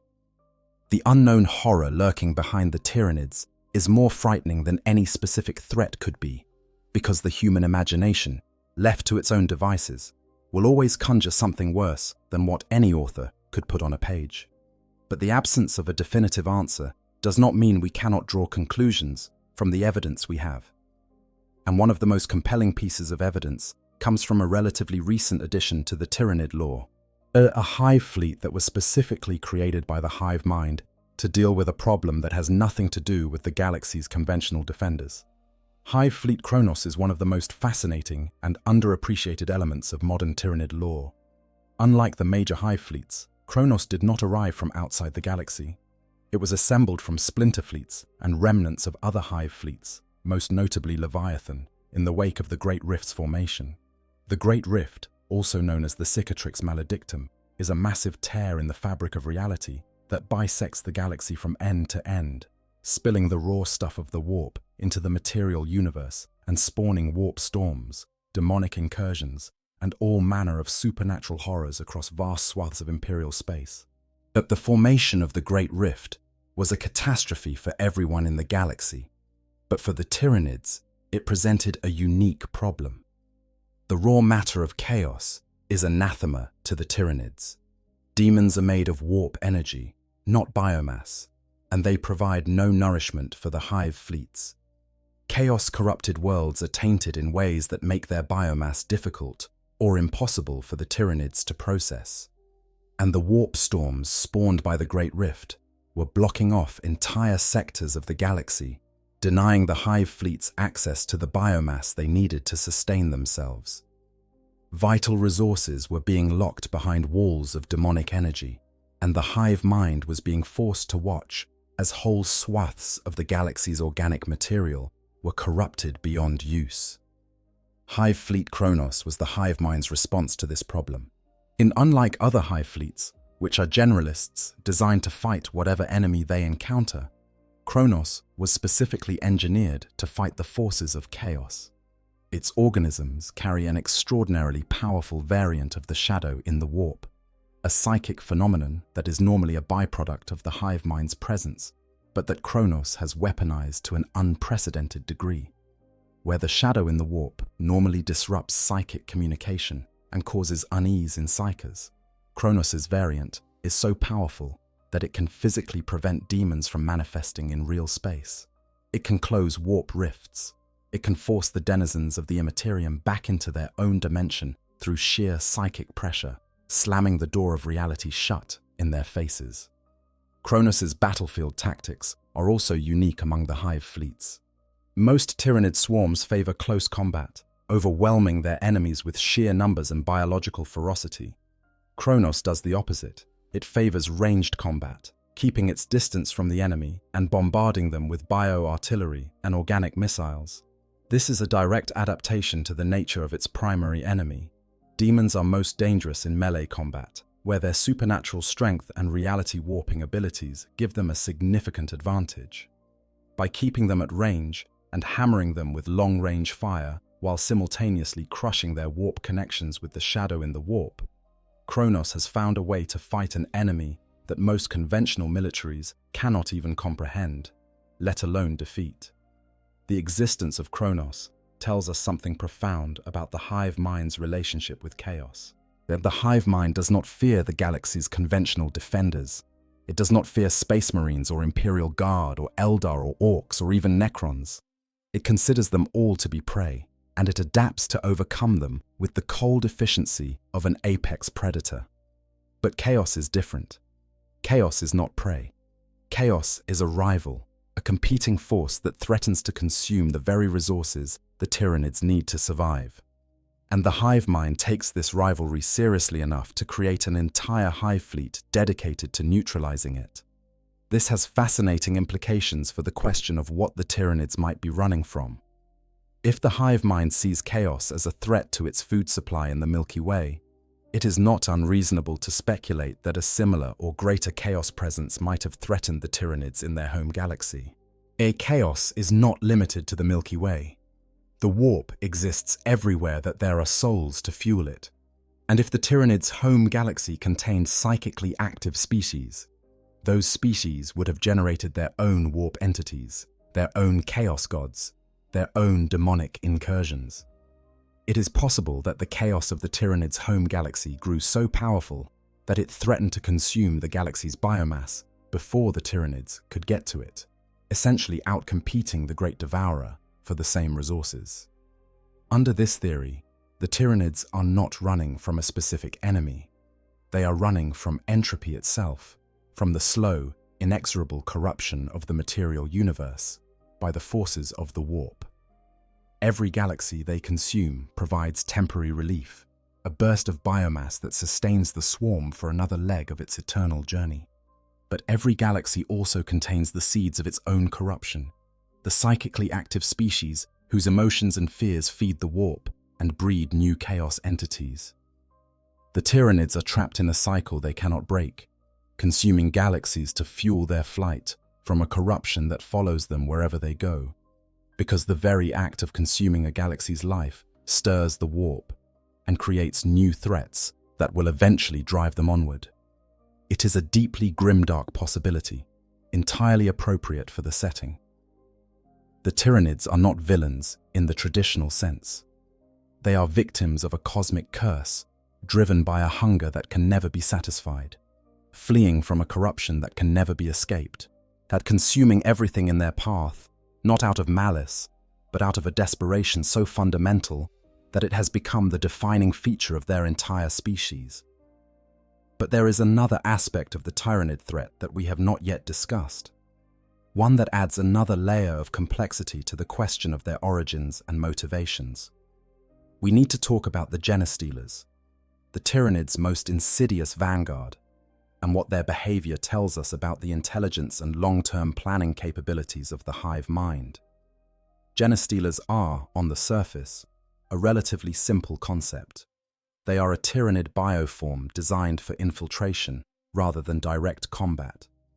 A single Genestealer can stow away on an Imperial transport ship, travel to a populated world, and begin a cycle of infection that will eventually produce a full-blown Genestealer cult, a hidden society of hybrids and mind-controlled humans that works to undermine the planet's defenses from within. The cult operates in secret for generations, sometimes centuries, growing its numbers and extending its influence through every level of society, from the lowest mineshaft to the highest halls of planetary government. When the hive fleet finally arrives, the cult rises up in open rebellion, tearing the planet's defenses apart from the inside and ensuring that the Tyranid invasion faces minimal resistance. It is a strategy of breathtaking patience and sophistication. A Genestealer cult can take generations to mature, and during that time, the hive mind is, in effect, playing a long game that requires the management of thousands of individual operatives across decades or even centuries. This is not the behavior of a mindless swarm. This is the behavior of an intelligence that thinks in terms of centuries, that plans invasions the way a chess master plans a game, setting up moves dozens of turns in advance and waiting for the optimal moment to spring its trap. The cruelty of the Genestealer cycle is one of the darkest elements of the Warhammer 40,000 setting. The cultists genuinely believe that the Tyranids are their saviors. They call them the Star Children, worship them as gods, and eagerly await the day of their arrival, which they refer to as the Day of Ascension. They believe that when the hive fleet comes, they will be uplifted, transformed, is taken into the embrace of their alien gods, and granted a new and glorious existence. What actually happens is considerably less pleasant. When the hive fleet arrives, the hive mind absorbs the psychic gestalt of the Genestealer cult, the brood mind that had connected all the cultists into a unified network, and uses it as just another tool for coordinating the invasion. Many cultists die instantly from the psychic shock. Others are freed from the Tyranid mind control, only to see, for the first time, the true nature of the gods they had been worshipping. The rest are simply consumed, their biomass harvested along with everyone else's. There is no ascension. There is no transformation. There is only the swarm, and it is hungry, and it does not distinguish between its worshippers and its prey. The Genestealer cycle tells us that the hive mind is not just intelligent, but patient. It can plan across timescales that exceed the lifespan of most Imperial civilizations. It can manage thousands of separate infiltration operations simultaneously, coordinating them across light years of space, with a precision that suggests a mind of almost infinite processing power. And it does all of this while simultaneously directing hive fleet-level operations, adapting to new enemies in real time, and managing the biological needs of trillions of individual organisms across multiple star systems. This level of intelligence raises the disturbing possibility that the hive mind's decision to leave its home galaxy was not a panicked flight, but a calculated strategic retreat. A being this intelligent does not flee blindly. It analyzes the threat. It calculates the odds, considers the alternatives, and chooses the optimal course of action. If the hive mind chose to leave its home galaxy and cross the intergalactic void, it did so because it determined that leaving was the best available option. Not the only option, but the best one. And that means whatever it was running from was so powerful that the best available option for a species that had consumed entire galaxies was to abandon everything and flee into the darkness between the stars. So what are the Tyranids actually running from? After everything we have discussed, After all the evidence and theories and speculation, what can we say with any degree of confidence? The honest answer is that we do not know for certain. The lore has not given us a definitive answer, and it is likely that Games Workshop intends to keep this mystery unresolved, because the mystery itself is more compelling than any specific revelation could be. But we can narrow down the possibilities based on what we do know. The simplest explanation is that the Tyranids have exhausted their home galaxy and are simply looking for new feeding grounds. This is consistent with their observed behavior and does not require any additional unknown threats to explain their migration. Under this theory, the Tyranids are not running from anything.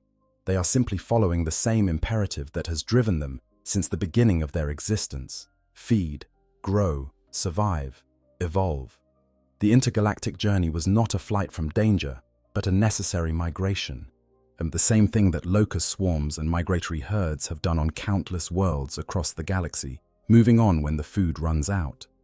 But this explanation does not fully account for the urgency of the Tyranids' behavior. They do not feed sustainably. They do not manage resources. They strip worlds bare and move on, burning through biomass at a rate that suggests they are in a hurry. They consume everything, including the atmosphere, the soil bacteria, the deep ocean microorganisms, everything that a more patient species might leave behind for later. This is not the behavior of a predator that has all the time in the world. This is the behavior of something that needs to eat as much as possible, as fast as possible, and then get moving. The second possibility is that the Tyranids are indeed fleeing from a specific threat, something that exists in the intergalactic void or in their home galaxy that poses a genuine danger to the hive fleets.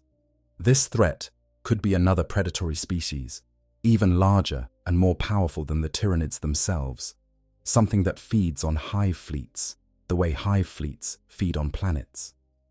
It could be a cosmic disaster, a supernova chain, or a galactic collision that has made the Tyranids' home galaxy uninhabitable.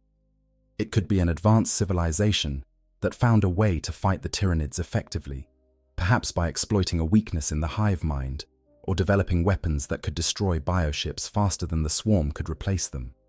The third possibility is that the Tyranids are running from chaos, from a corruption of the warp that threatened to consume their home galaxy's biomass before the Tyranids could harvest it.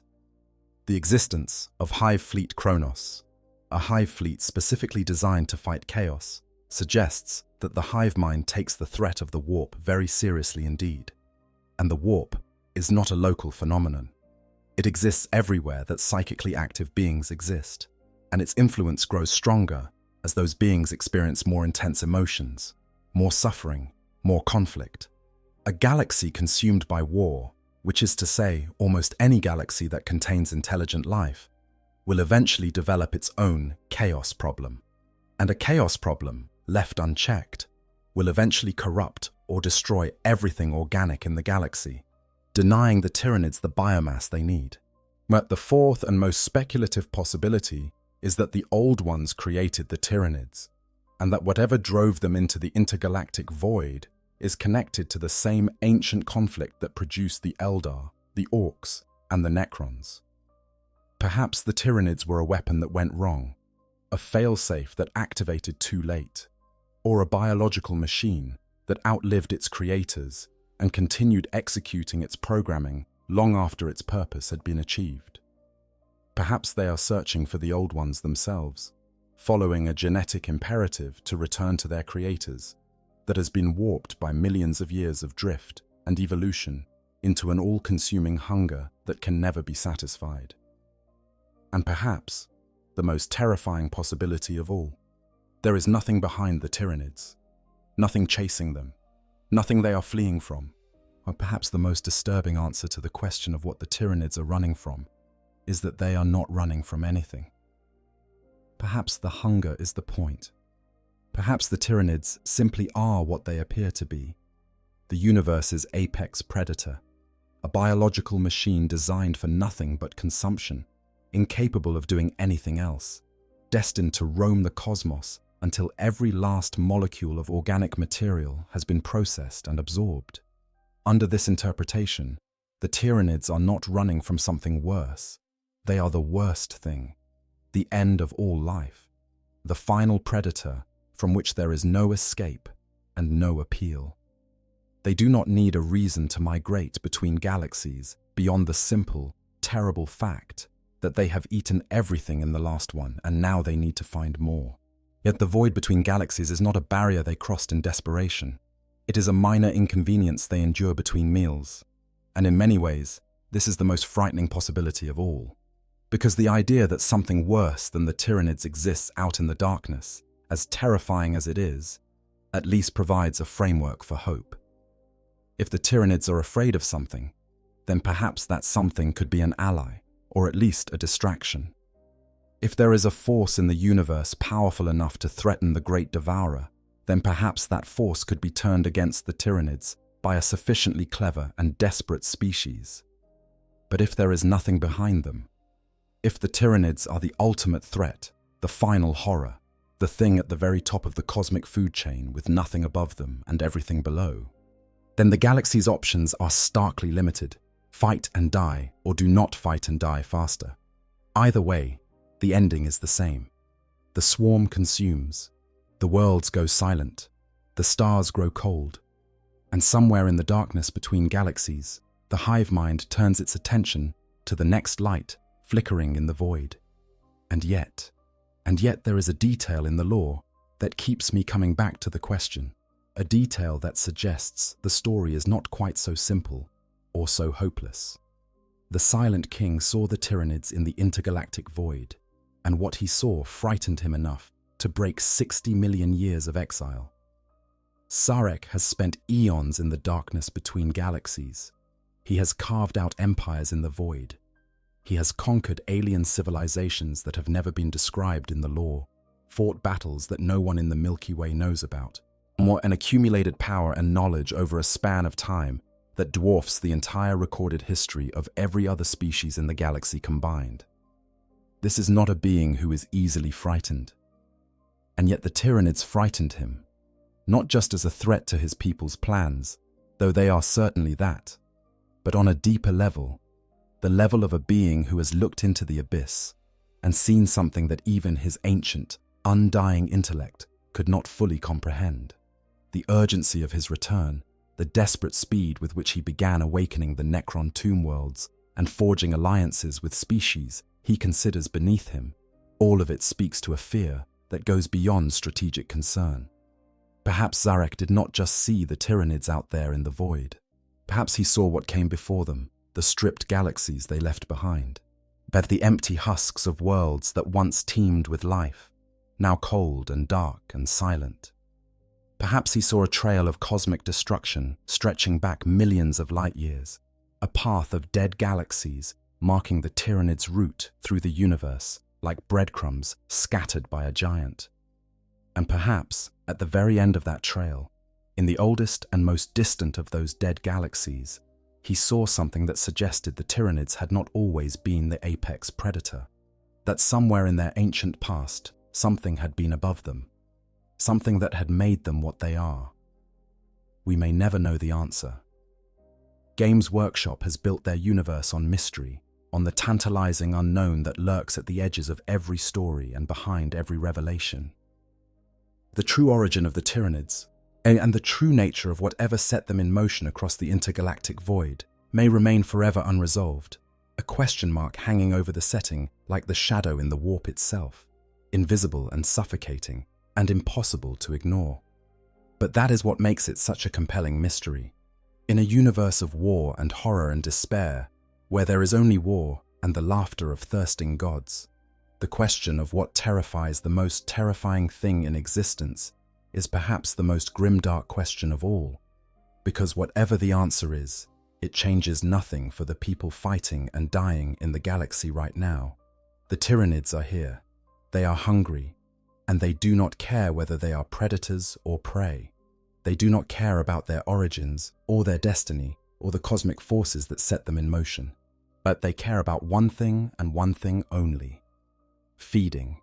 The hive mind stirs. The bioships drift through the void, their hulls crusted with ice and radiation. their internal ecosystems humming with the quiet efficiency of a machine that has been perfected over billions of years. The tendrils of the swarm reach deeper into the galaxy, feeling out the gravitational pull of new star systems, new worlds, new biomass to consume. The shadow in the warp spreads ahead of them like a dark tide, smothering the light of the Astronomicon and cutting off world after world from the rest of the Imperium. And somewhere in the darkness beyond the galaxy's edge, where the last stars fade and the intergalactic void begins, the question hangs unanswered. A mystery wrapped in chitin and hunger is sealed behind mandibles that have consumed worlds and encrypted in a genetic code that has been evolving since before the first star ignited in the Milky Way. What are the Tyranids running from? Perhaps one day we will find out. Perhaps the lore will give us an answer, some new codex or novel or campaign book that pulls back the curtain and reveals the truth behind the Great Devourer's flight. Or perhaps, and I think this is more likely, the answer will remain forever just out of reach, a shadow on the edge of understanding, a whisper in the darkness that we can almost but never quite make out. And maybe that is for the best, because some mysteries are more powerful when they remain unsolved, some questions are more frightening when they have no answer, and some horrors are more terrible when you cannot see them clearly, yet when they lurk just beyond the edge of perception, where imagination takes over and fills the darkness with something worse than any truth could ever be. In the grim darkness of the far future, there is only war. But behind the war, behind the screaming and the dying and the endless churn of battle, there is a silence. A silence that comes from the void between galaxies, where something ancient and hungry drifts through the cold and the dark, moving toward us with the inevitability of gravity and the patience of the cosmos itself. And behind that silence, if you listen very carefully, you might hear something else, something even the Tyranids are listening for, something that might explain everything or nothing, or something so terrifying that even a species born from hunger and refined by eons of evolution has chosen to run rather than face it. Sleep well tonight, friends, and try not to think too hard about what might be listening in the dark. If you enjoyed this journey through the darkness with me, I would be grateful if you would consider hitting that like button and subscribing to the channel. Every like, every subscription, every comment helps more than you know, and it means the world to me that you choose to spend your time here, exploring these stories together. If there is a topic you would like me to cover in a future video, please let me know in the comments below. I read every single one, and your suggestions are what keep this channel alive and growing. Until next time, stay safe, stay curious, and remember, as in the grim darkness of the far future, the most terrifying thing is not what you can see, it is what you cannot. But let us slow down for a moment. Let us take a breath and step back from the grand theories and the cosmic horror and look more closely at the Tyranids themselves, at the incredible biological machinery that makes them function. Because understanding the body of the beast is essential to understanding its mind. And understanding its mind is the only way we can hope to answer the question of what it fears. We talked earlier about how the Tyranids grow everything they need from organic material, but that description barely scratches the surface of what the hive mind is capable of. The Tyranid approach to warfare is not simply biological, but it is biological engineering taken to a level that the human mind struggles to fully appreciate. Every organism in the swarm, from the smallest ripper to the largest biotitan, is purpose-built for a specific role, designed from the cellular level up to fulfill a particular function within the greater whole. And when a function is no longer needed, or when a new function is required, the hive mind simply reabsorbs the organism's biomass and redesigns it. Nothing is wasted, nothing is permanent. Everything is a resource to be allocated and reallocated as the situation demands. Consider the termagant, the most common and numerous Tyranid bioform. A termagant is, at first glance, a relatively simple creature. It is small by Tyranid standards, roughly the size of a human, and it carries a biological weapon called a flesh borer, which is essentially a living gun that fires small, beetle-like organisms at high velocity. These beetle rounds burrow into the target's flesh after impact and continue doing damage from the inside, chewing through organs and tissue until the host dies or the beetle exhausts itself. The termagant's role in the swarm is straightforward. It is cannon fodder, a cheap, expendable soldier that the hive mind can produce in vast numbers and throw at the enemy in waves designed to overwhelm through sheer volume. But even the lowly termagant represents a staggering achievement of biological engineering. Its body is optimized for efficiency in ways that no naturally evolved organism could match. Its chitinous exoskeleton provides protection without excessive weight. Its sensory organs are tuned to detect threats and targets in multiple spectra simultaneously. Its nervous system is hardwired to receive and execute commands from the hive mind through the synaptic network, allowing it to function as part of a coordinated swarm without the need for individual thought or decision-making. And when a termagant dies, its body is not simply left to rot on the battlefield. It is consumed by ripper swarms, small worm-like organisms that break down dead tissue and transport the resulting biomass back to the digestion pools of the hive fleet, where it will be used to grow new organisms. Even in death, the termagant serves the swarm. Move up the scale, and the organisms become more impressive.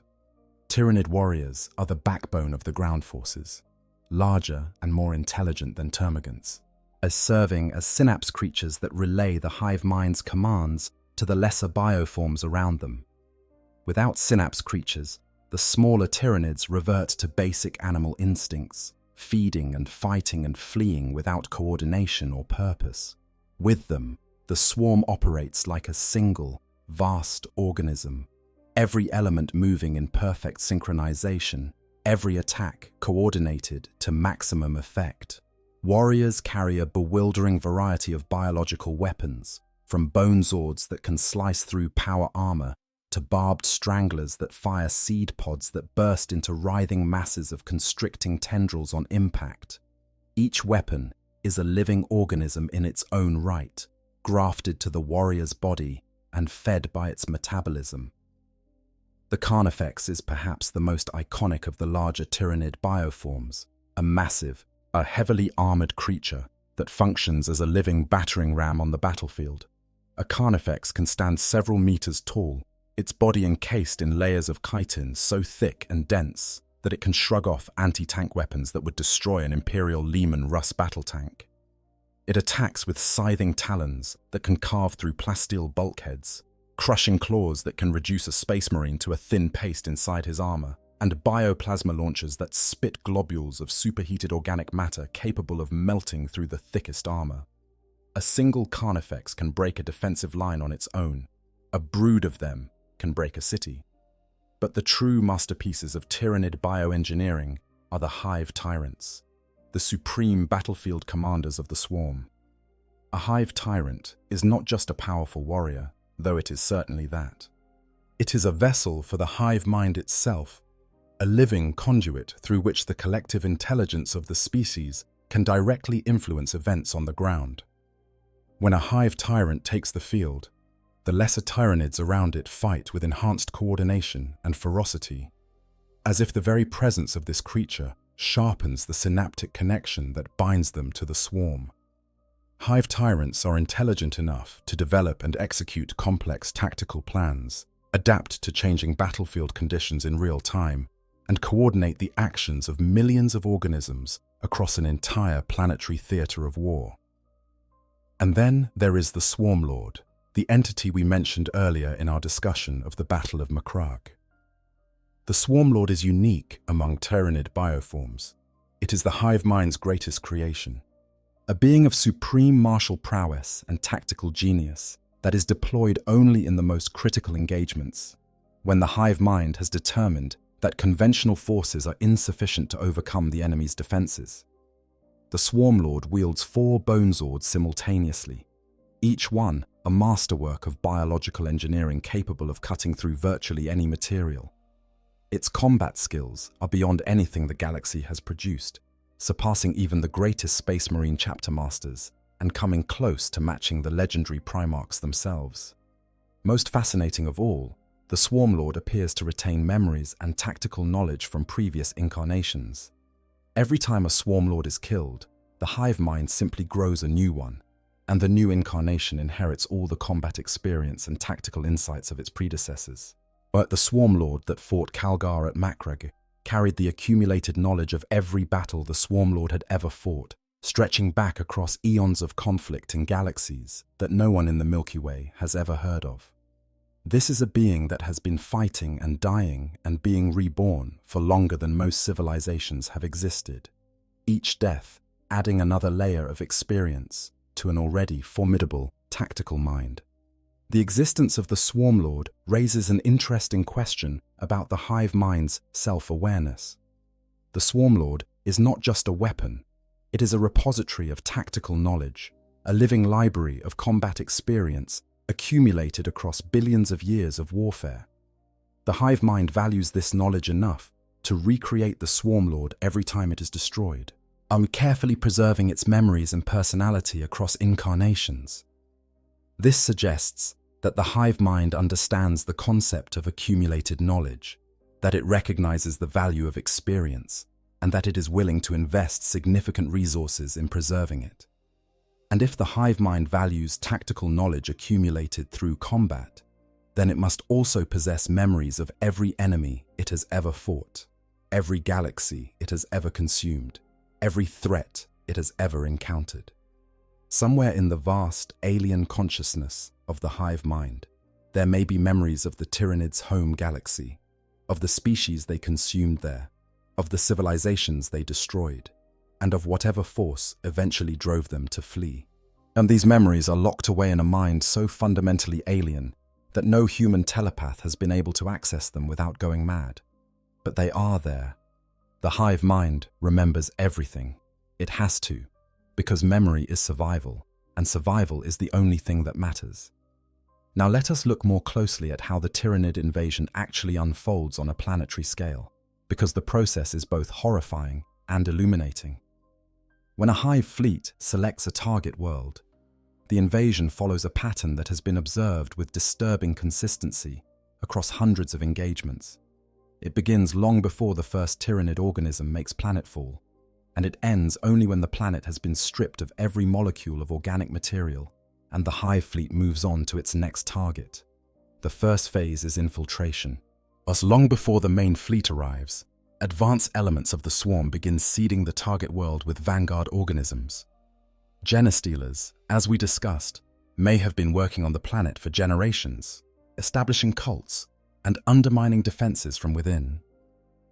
Lictors, solitary hunter-killer organisms equipped with chameleon-like skin that renders them nearly invisible, slip onto the planet and begin assassinating military leaders, destroying communication nodes and sowing chaos and confusion among the defenders. These vanguard organisms are not expected to conquer the world on their own. Their job is to soften the target, to create fear and confusion, to make the actual invasion easier and less costly in terms of biomass. The second phase is the approach of the hive fleet itself, and this is where the shadow in the warp becomes a weapon in its own right. As the fleet draws closer to the target system, the massive psychic presence of the hive mind begins to press against the fabric of the warp, creating a zone of interference that grows denser and more oppressive with each passing day. Astropathic communication becomes impossible. Navigators cannot guide ships through the warp in the affected area. The planet is cut off from the rest of the galaxy, isolated and alone, unable to call for help or receive reinforcements. For a civilization that relies on psychic communication and warp travel for its very survival, this is a devastating blow, and it has not yet fired a single shot. But the shadow in the warp does more than disrupt communication. It reaches into the minds of every living thing on the target world, pressing against their consciousness like a weight they cannot see or identify but cannot escape. Ordinary people begin to feel uneasy, anxious, plagued by a creeping sense of dread that has no identifiable source. Sleep becomes difficult. Tempers flare. Crime rates spike. social cohesion begins to break down as the collective psyche of the population reacts to a threat it can sense but cannot name. For psychers, the effect is much worse. Astropaths experience splitting headaches that worsen into bleeding from the eyes and ears. Some go mad, screaming in tongues that no human language can pass, repeating fragments of the hive mind's alien thoughts over and over until their brains literally burn out from the strain. By the time the shadow in the warp has fully descended on a world, the population is already half defeated. A genestealer, cults that have been lying. Genestealer cults that have been lying dormant for decades or centuries choose this moment to rise up in open rebellion, attacking military installations, sabotaging power grids, and assassinating key leaders. The planet's defenders find themselves fighting a two-front war against an enemy they can see within their own walls and an enemy they cannot see that is slowly driving them insane. The third phase is the initial assault. The hive fleet enters the system and begins deploying organisms to the planet's surface. Mycetic spores rain down through the atmosphere like deadly hail, each one carrying a payload of Tyranid warriors that begin fighting the moment they touch ground. The spores are accompanied by larger organisms, flying creatures that darken the sky in numbers that blot out the sun, turning day into a twilight of beating wings and alien screams. The defenders, already weakened by the shadow in the warp and the genestealer uprising, must now face a full-scale alien invasion as well. The fighting during this phase is among the most brutal in all of Warhammer 40,000. The Tyranids attack in waves, each wave designed to test the defenders' strengths and weaknesses, and each subsequent wave adapted to exploit the vulnerabilities revealed by the last. The first wave might be a swarm of termagants, cheap and expendable, sent forward to absorb the defenders' fire and reveal the location and disposition of their heavy weapons. The second wave might include carnifexes and hive tyrants, heavy-hitting creatures designed to break through the defensive positions that the first wave revealed. The third wave might bypass the defenses entirely, burrowing underground or dropping from orbit behind the enemy lines, attacking from unexpected directions and preventing the defenders from establishing a coherent defensive line. Throughout this process, the hive mind is watching, learning, adapting. Every tactic the defenders employ is catalogued and analyzed. Every weapon they fire is studied and countered. Every moment of the battle provides the hive mind with information that it uses to refine its assault in real time. A commander who uses the same tactic twice against the Tyranids will find, to his horror, that the swarm has already developed a countermeasure. A defensive position that held for hours will suddenly face a new type of organism specifically designed to overcome its particular arrangement of troops and weapons. The Tyranids do not fight the same battle twice. Every engagement is unique because the swarm is constantly evolving to meet the specific challenges of the specific moment. The fourth phase is the harvesting. Once the defenders have been defeated, or at least reduced to isolated pockets of resistance that pose no strategic threat, the Tyranids begin the process of consuming the planet's biomass. This process is called tyrannoforming, and it is perhaps the most alien and disturbing aspect of the entire Tyranid life cycle. Tyrannoforming begins with the deployment of xenophagic viruses and bacteria that infect the planet's native plant life, causing it to grow out of control. Trees expand to enormous size, grasslands sprout into dense jungles, and even simple algae bloom into vast mats of organic matter that carpet entire continents. These infected plants draw nutrients from deep in the soil and concentrate them in easily accessible biomass on the surface, essentially turning the planet's biosphere into a vast organic battery that the Tyranids can harvest at their leisure. While the plant life is being accelerated, Ripper swarms are deployed to consume the planet's animal life and any remaining defenders. These small, worm-like creatures attack in vast numbers, swarming over anything that moves and reducing it to component biological material with terrifying speed. Nothing is too small or too large for the Rippers. They consume insects and microorganisms just as readily as they consume trees and buildings and people. They eat the soil itself, extracting every trace of organic material from the earth and leaving behind nothing but sterile, lifeless rock. As the Ripper swarms work, the larger Tyranid organisms begin constructing massive biological structures called capillary towers, immense chimneys of organic material that stretch from the surface of the planet all the way up into orbit, connecting to the hive ships waiting above. Through these towers, the harvested biomass is pumped directly into the hive fleet, feeding the insatiable bioships and providing raw material for the creation of new organisms. The capillary towers are one of the most visually striking elements of a Tyranid invasion. Vast pillars of pulsing are organic matter that turn the sky dark as they funnel an entire planet's worth of biomass into space. The final stage of tyrannoforming is the consumption of the planet's oceans and atmosphere. The hive fleet deploys specialized organisms, some of which have never been fully catalogued by Imperial scientists, that begin breaking down the water and air themselves, extracting whatever organic compounds and useful elements they contain, and leaving behind a thin, almost non-existent atmosphere of inert gases. By the time the hive fleet is finished, the planet has been reduced to a barren, airless rock, indistinguishable from any of the millions of dead worlds that drift through the galaxy without purpose or life. The entire process, from the first genestealer infiltration to the final consumption of the atmosphere, can take anywhere from months to decades, depending on the size and defensive capabilities of the target world. For a heavily fortified world with strong defenses and a determined garrison, the Tyranids may need to invest significant resources and sacrifice millions of organisms before the planet's resistance is broken. For a civilian world with minimal defenses, the process can be startlingly quick, a matter of weeks from first contact to total consumption. And here is the detail that circles us back to our central question. The Tyranids never stop. They never pause. They never rest. The moment one world is consumed, the hive fleet is already moving to the next. The biomass of the conquered planet already being processed into new organisms and new ships that will fuel the next assault. There is no victory celebration. Forward, consuming everything in its path forward, consuming everything in its path with the mechanical inevitability of a combine harvester moving through a field of grain.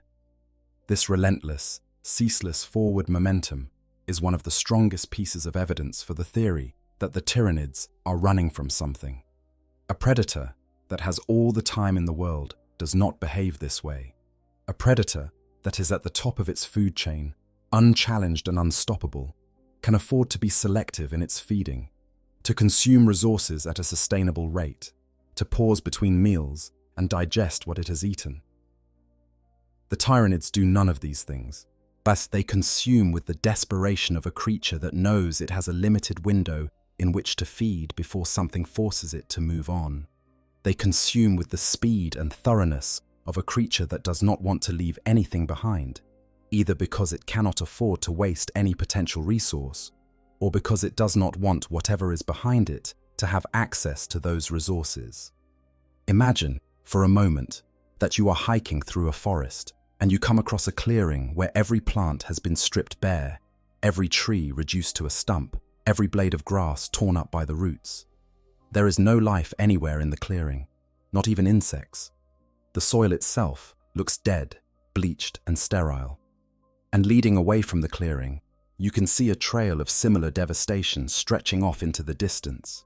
Clearing after clearing after clearing, a path of total destruction that goes on for as far as the eye can see. Now imagine that you follow this trail backward, against the direction of the devastation, and eventually you arrive at its beginning. The very first clearing, the place where the destruction started. And in that first clearing, you find something. Evidence of a different kind of destruction, one that came before the devouring, one that might explain why whatever created this trail felt the need to consume everything in its path with such desperate, total, relentless thoroughness. That is the metaphor for what I believe we are seeing with the Tyranids. The trail of consumed galaxies, stretching across the universe, is the trail of devastation they leave behind them. And somewhere at the beginning of that trail, what in the very first galaxy they consumed, there is an answer, an explanation for everything, a truth so terrible that the hive mind has spent billions of years running from it, consuming galaxy after galaxy in a desperate, futile attempt to outrun whatever set it in motion. We cannot follow that trail back to its beginning. We do not have the technology, the knowledge, or the lifespan. We can only stand here, in the Milky Way, the latest galaxy in the Tyranids' path, and watch as the swarm approaches and wonder. But wondering is not nothing. Wondering is how science begins. Wondering is how mysteries are solved. And in the grim darkness of the far future, where there is only war and the laughter of thirsting gods and the endless, mindless consumption of all living things, wondering might be the most human thing we have left. So let us wonder together, you and I, one last time, about the nature of the darkness that lurks behind the great devourer. There is a concept in human psychology called the fear of the unknown. It is often cited as the most fundamental of all human fears, the root from which all other fears grow. We fear the dark because we do not know what is in it. We fear death because we do not know what comes after. We fear the future because we cannot see it, the deep ocean because we cannot fathom it, the universe because we cannot comprehend it.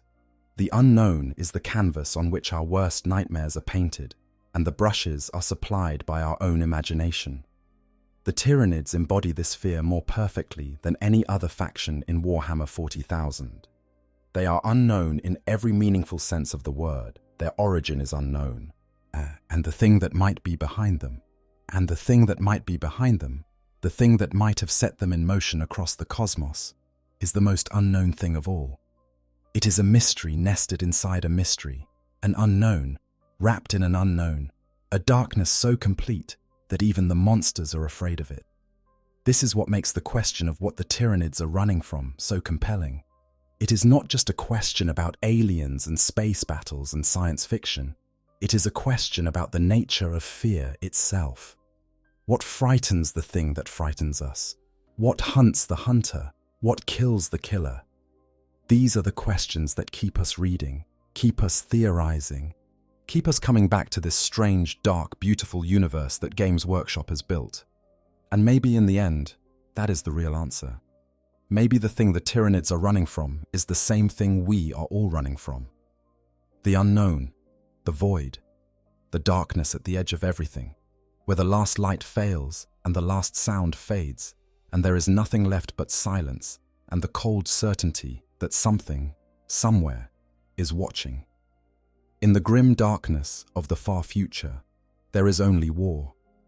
But behind the war, if you listen carefully, there is a silence that is older than the stars, a silence that has been traveling across the universe for longer than any civilization has existed, carried in the frozen bodies of creatures that no one fully understands. A silence that speaks in its own alien way, of something that even the great devourer would rather not face. What is it? What waits in that silence? What lurks in the darkness between the galaxies, in the cold spaces where the hive fleets once slumbered, in the dead galaxies that the Tyranids left behind like empty plates at a feast? We do not know, but the Tyranids do, and they are running. Think about that tonight. Think about the vast, dark emptiness between the galaxies. Think about the billions of years that the Tyranid species has been traveling, consuming, moving on, traveling, consuming, moving on. An endless cycle of destruction that stretches back to the very dawn of the universe. Think about what could have set that cycle in motion. What event, what catastrophe, what terrifying revelation could have converted a species into an eternal engine of consumption? Driven by a hunger that can never be satisfied because satisfaction was never the point. The hunger is a symptom, not a cause. The Tyranids do not eat because they want to eat. They eat because eating is all that is left to them. Everything else, whatever they once were, whatever culture or civilization or identity they might have possessed. All of it has been stripped away by the same relentless process of optimization that has refined their bodies into perfect weapons and their minds into extensions of a single, overwhelming will. The hive mind does not think about philosophy or art or love or any of the things that make life worth living. It thinks about biomass and threat assessment and tactical optimization and the next world to consume, because thinking about anything else would waste processing power that could be better used on the endless task of survival. And what does it mean to survive for a being like the hive mind? It means continuing to exist. It means consuming enough biomass to sustain the swarm. It means adapting to every threat the universe throws at it. It means crossing the void between galaxies when one runs dry and finding another to consume. It means doing these things forever, without rest, without pause, without any end in sight, because the only alternative to continuing is stopping. And stopping means death. And death is the one thing the hive mind will never, ever accept. This is what makes the Tyranids tragic. Underneath the horror, underneath the chitin and the acid blood and the endlessly spawning bioforms, there is a sadness that permeates the entire species. They are trapped in a cycle of consumption that they cannot break, driven by an imperative that they cannot resist, fleeing from something that they cannot escape. They are the most powerful biological entity in the known universe, and they are also, in a very real sense, prisoners of their own nature. Perhaps that is the real answer to the question of what the Tyranids are running from. Perhaps they are not running from an enemy or a disaster or a cosmic force. Perhaps they are running from themselves, from the hunger that defines them, from the cycle that imprisons them, from the terrible knowledge buried somewhere in the deepest recesses of the hive mind's unfathomable intelligence that what they are doing is not living, it is merely existing. And existing, as without meaning or purpose or hope, is a fate worse than the death they so desperately seek to avoid. In the grim darkness of the far future, there is only war. But the Tyranids remind us that there are things worse than war. There is purposelessness. There is the eternal repetition of a cycle that leads nowhere. There is the slow, grinding erosion of everything that once made a species worth existing, replaced by the cold, mechanical efficiency of survival for its own sake. The Tyranids are the ultimate expression of this horror. They have survived everything the universe has thrown at them. They have outlasted civilizations that rose and fell while they slumbered between the stars. They have consumed worlds and galaxies and entire corners of the cosmos. And yet, for all their power, for all their adaptability, for all their terrible, magnificent biological perfection, they have achieved nothing. They have created nothing. They have preserved nothing. They have left behind nothing but empty rocks and silence and the fading memory of worlds that once had names. That is the real horror of the Tyranids, not the teeth, not the claws, not the acid or the toxins or the sheer, overwhelming numbers. The real horror is the emptiness at the center of everything they are. The void where purpose should be, the silence where meaning should live. The hive mind is the most complex intelligence in the galaxy, and it has nothing to say. It has been thinking for billions of years, and it has reached no conclusions. It has experienced the entire universe, and it has learned nothing that matters. Because the only lesson the hive mind has ever learned is the lesson it learned at the very beginning of its existence, a lesson so deeply embedded in its being that it has become the foundation of everything it does. Survive. At all costs. No matter what. Survive. And surviving, when it is the only thing you do, when it has consumed every other drive and desire and dream, when it has eaten your identity and your culture and your capacity for joy, when it has reduced you to a machine that does nothing but consume and flee and consume and flee across an endless, cold, uncaring universe. Surviving is its own kind of death. The Tyranids are running. They have always been running. They will always be running. And the thing they are running from is not behind them. It is inside them. It is the hunger. It is the cycle. It is the terrible, your inescapable truth that they have become something that can never stop, never rest, never find peace, never arrive at a destination where the running ends and the living begins. In the grim darkness of the far future, the most terrifying thing is not the monster at the door. It is the emptiness inside the monster's heart. And that emptiness, friends, is what I believe the Tyranids are truly running from. But that philosophical conclusion, as satisfying as it might be, is only part of the picture. And I would be doing you a disservice if I left it there, because there is still so much more to explore, so many threads in this story that we have not yet followed to their conclusions. The lore of Warhammer 40,000 is vast and deep, and the Tyranid corner of that lore is among the richest and most thought-provoking in the entire setting. So let us push deeper. Let us look at some of the pieces of this puzzle that are often overlooked, the strange corners and forgotten footnotes and hidden details that, when you put them together, paint a picture that is even more compelling and even more disturbing than the one we have assembled so far. Because the Tyranids are not just a threat on the battlefield. They are a mystery wrapped in chitin, a question the galaxy has been asking since the first hive ship breached the eastern fringe. And every answer we uncover only reveals more questions waiting beneath. We have talked about what the Tyranids do. We have talked about how they do it. We have explored the philosophical implications of their existence and the emotional weight of their relentless, purposeless consumption. But there are practical questions that remain. Now, questions about the mechanics of how the hive fleets function, questions about the biological architecture that supports the hive mind's vast intelligence, and questions about specific events in the Tyranids' history that shed new light on the central mystery of their existence. So let us take a breath, settle in, and continue our journey through the darkness. There are still miles to go before we sleep, and the path ahead leads through territory that few lore explorers have fully charted. The stories I'm about to tell you are strange ones, filled with creatures and events and revelations that challenge everything we think we know about the Great Devourer and the intelligence that drives it across the stars.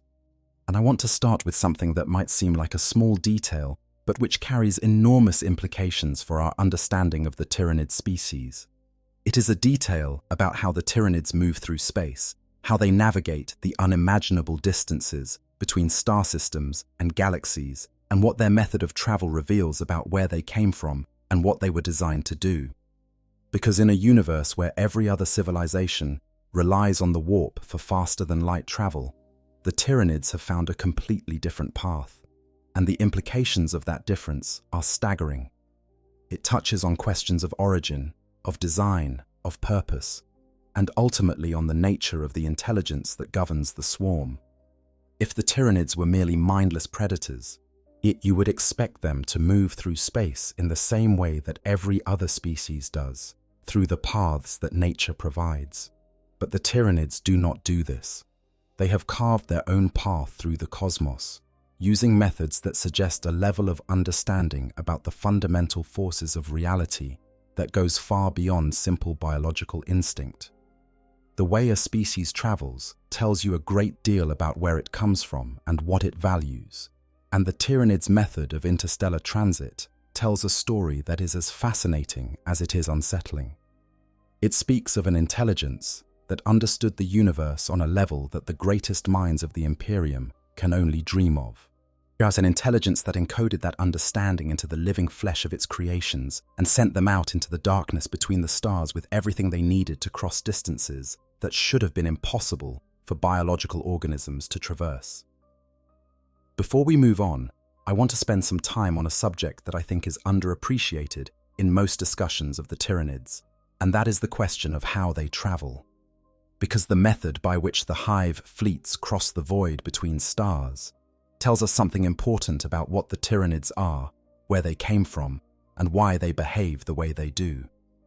Most civilizations in the Warhammer 40,000 universe travel faster than light by passing through the warp. that roiling dimension of psychic energy that exists alongside the material universe, like a dark mirror. Imperial ships use the warp drives and the light of the Astronomicon to navigate this treacherous dimension, and Eldar ships use the webway, a network of tunnels through the warp constructed by the Old Ones in ages past. Even the Orcs, for all their crude technology, possess a rudimentary ability to travel through the warp, propelled by the collective psychic energy of their belief that their ships will get where they are going. The Tyranids use none of these methods. They cannot enter the warp. The shadow in the warp, that massive psychic field generated by the hive mind's presence, actually repels the energies of the Imperium, creating a dead zone around the hive fleet where warp travel and psychic communication become impossible. The Tyranids are in effect anathema to the warp. Yet they exist outside its influence in a way that no other major species in the galaxy does, and this is not a coincidence. Instead of warp travel, the Tyranids use specialized bioships called narvhals to achieve faster-than-light transit. A narvhal is a strange creature, even by Tyranid standards. A ship-sized organism whose primary function is not combat, but navigation. The narvhal possesses a massive sensory organ that can detect gravitational waves across interstellar distances, allowing it to identify the locations of stars, planets, and other massive objects light years away. Using this organ, the narval generates a controlled gravitational distortion, a localized manipulation of space-time that compresses the distance between the hive fleet's current position and its target destination. In practical terms, this means the narval creates a kind of corridor of compressed space through which the hive fleet travels, arriving at its destination far faster than conventional sublight engines would allow. It is not true faster than light travel in the way that a warp jump is, but it achieves the same effect through an entirely different mechanism, one that operates purely within the material universe and requires no interaction with the warp whatsoever. This is remarkable for several reasons. First, it demonstrates a mastery of gravitational physics that surpasses anything the Imperium, the Eldar, the Necrons, or any other known civilization has achieved through technological means. The ability to manipulate gravity on an interstellar scale is not something you stumble upon by accident, but it requires a profound understanding of the fundamental forces of the universe, an understanding that the hive mind has somehow encoded into the biological structure of a living organism. The narval does not use machines or technology to bend space-time. It does it with its body, with organs and tissues that have evolved or been designed to perform a function that the greatest minds of the Imperium can barely conceptualize. Second, and perhaps more importantly, the narval's method of travel is entirely independent of the warp. The Tyranids do not need the Imperium for anything. They do not draw power from it. They do not travel through it. And their psychic abilities, while real and formidable, operate on a fundamentally different wavelength than the psychic powers of other species. As Tyranids evolved, or were created, in an environment that was not conducive to their development. This suggests that the hive mind's psychic presence is so different from warp-based psychic phenomena that it actually disrupts the warp rather than interacting with it. This suggests that the hive mind's psychic presence is so different from warp-based psychic phenomena that it actually disrupts the warp rather than interacting with it. This suggests that the hive mind's psychic presence is so different from warp-based psychic phenomena that it actually disrupts the warp rather than interacting with it. This suggests that the hive mind's psychic presence is so different from warp-based psychic phenomena that it actually disrupts the warp rather than interacting with it. This suggests that the hive mind's psychic presence is so different from warp-based psychic phenomena that it actually disrupts the warp rather than interacting with it. This suggests that the hive mind's psychic presence is so different from warp-based psychic phenomena that it actually disrupts the warp rather than interacting with it. This suggests that the hive mind's psychic presence is so different from warp-based psychic phenomena that it actually disrupts the warp rather than interacting with it. This suggests that the hive mind's psychic presence is so different from warp-based psychic phenomena that it actually disrupts the warp rather than interacting with it. This suggests that the hive mind's psychic presence is so different from warp-based psychic phenomena that it actually disrupts the warp rather than interacting with it. This suggests that the hive mind's psychic presence is so different from warp-based psychic phenomena that it actually disrupts the warp rather than interacting with it. This suggests that the hive mind's psychic presence is so different from warp-based psychic phenomena that it actually disrupts the warp rather than interacting with it. This suggests that the hive mind's psychic presence is so different from warp-based psychic phenomena that it actually disrupts the warp rather than interacting with it. This suggests that the hive mind's psychic presence is so different from warp-based psychic phenomena that it actually disrupts the warp rather than interacting with it. This suggests that the hive mind's psychic presence is so different from warp-based psychic phenomena that it actually disrupts the warp rather than interacting with it. This suggests that the hive mind's psychic presence is so different from warp-based psychic phenomena that it actually disrupts the warp rather than interacting with it. This suggests that the hive mind's psychic presence is so different from warp-based psychic phenomena that it actually disrupts the warp rather than interacting with it. This suggests that the hive mind's psychic presence is so different from warp-based psychic phenomena that it actually disrupts the warp rather than interacting with it. This suggests that the hive mind's psychic presence is so different from warp-based psychic phenomena that it actually disrupts the warp rather than interacting with it. This suggests that the hive mind's psychic presence is so different from warp. Tyranids evolved, or were created, in an environment where the warp either did not exist or was irrelevant. An environment so different from the Milky Way that the Tyranids' very existence is incompatible with the psychic ecosystem that every other galactic civilization takes for granted. This incompatibility with the warp is one of the strongest pieces of evidence for the theory that the Tyranids originated in a place fundamentally different from the galaxies they now consume. The warp, as we understand it, is generated by the emotions and psychic energy of sentient beings in the material universe. In the Milky Way, the warp is a roiling, our chaotic dimension populated by malevolent entities that feed on strong emotions, particularly the darker ones like fear, anger, hatred, and despair. Every sentient species in the galaxy contributes to the warp's existence and is in turn affected by it. Every species except the Tyranids. What does it mean for a species to exist entirely outside the warp's influence? It could mean that the Tyranids come from a galaxy where the warp was different, where the psychic dimension was structured in a fundamentally alien way that the chaos gods and their demons could not exist or influence. It could mean that the Tyranids evolved in a universe without a warp at all, developing their psychic abilities along completely different lines than the species of the Milky Way.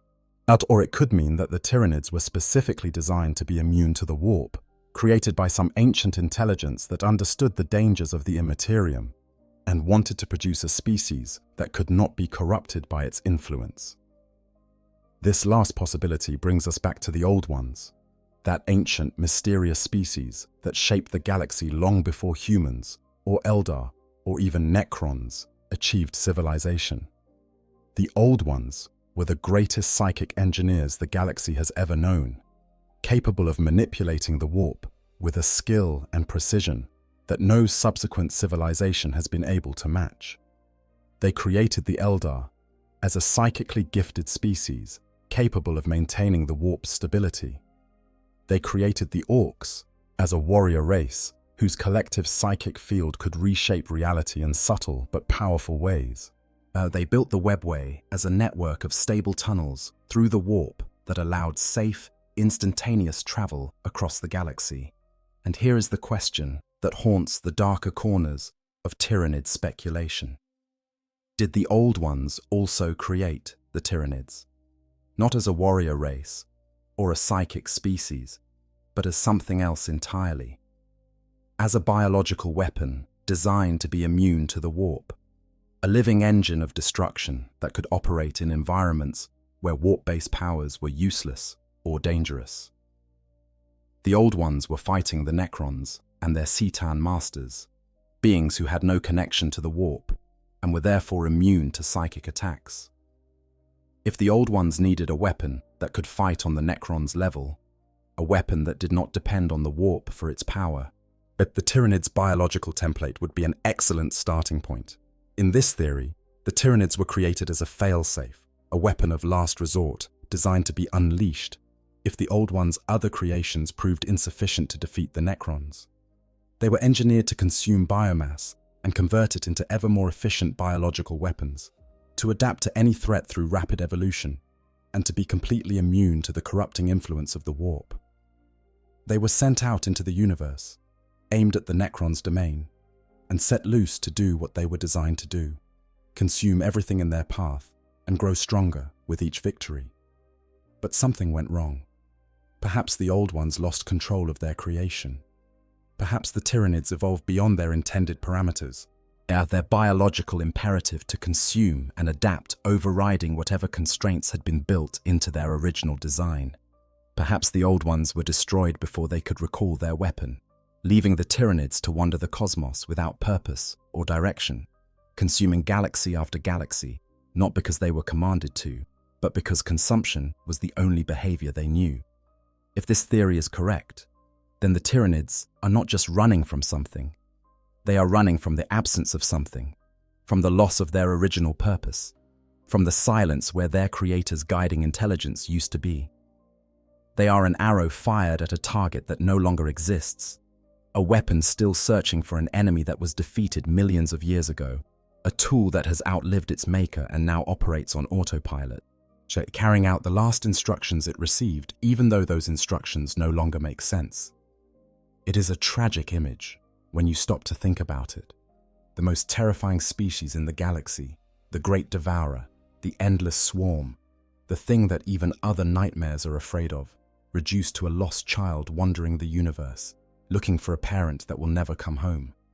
But tragedy does not make the Tyranids less dangerous. If anything, it makes them more so. A weapon with a purpose can be satisfied. A weapon without one cannot. The Tyranids will never stop consuming because there is nothing that can tell them to stop. The Old Ones are gone. The original target is dust. The mission parameters are meaningless. All that remains is the hunger and the movement and the endless, an aimless drive to consume and grow and consume and grow forever and ever, across every galaxy and every star system and every planet that has the misfortune to lie in the swarm's path. There is one more aspect of the hive mind's consciousness that I want to explore before we move on, because I think it sheds light on the question of what the Tyranids truly are, and it is a question that most people overlook. Does the hive mind dream? I do not mean this metaphorically, I mean it literally. When the hive fleets are drifting through the intergalactic void, their organisms frozen in hibernation, their biological processes slowed to the bare minimum needed to sustain life across the millions of years between galaxies, what is happening inside the hive mind?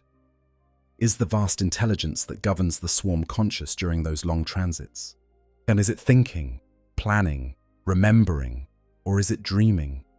We know that the hive mind is psychic, that its consciousness operates on a frequency that is fundamentally different from warp-based psychic phenomena, but no less real. We know that its psychic presence is powerful enough to disrupt the warp across entire star systems, blotting out communication and travel in a radius that extends for light years around the hive fleet. And we know that when the hive fleet is dormant, when its organisms are frozen and its bioships are drifting on minimal power, the hive mind does not simply turn off. It remains present, a vast and patient intelligence waiting for the next signal, the next beacon, the next call to wakefulness. During those eons of waiting, the hive mind exists in a state that human psychology has no vocabulary to describe. Oh, it is not awake in any meaningful sense, because there is nothing to react to, no stimuli to process, no decisions to make. But it is not asleep either, because the concept of sleep implies a biological process, that the hive mind, as a distributed psychic consciousness, does not experience in the way that individual organisms do. It is something else, something in between, a state of suspended awareness that might be the closest thing the hive mind has to what we would call dreaming. And if the hive mind dreams, what does it dream about? Does it dream of the galaxies it has consumed, the billions of species it has devoured, the civilizations it has ground into genetic raw material? Does it dream of the intergalactic void, the cold and silent darkness that stretches between the islands of stars, yet the emptiness that is its only constant companion across the eons? Does it dream of the thing it is running from, the memory, or the fear, or the knowledge that drives it ever forward, ever onward, never resting, never stopping, never looking back? Or does it dream of something else entirely, something so alien and so incomprehensible that human language cannot even approximate it? The hive mind is the oldest and most complex intelligence in the known universe. It has existed for billions of years.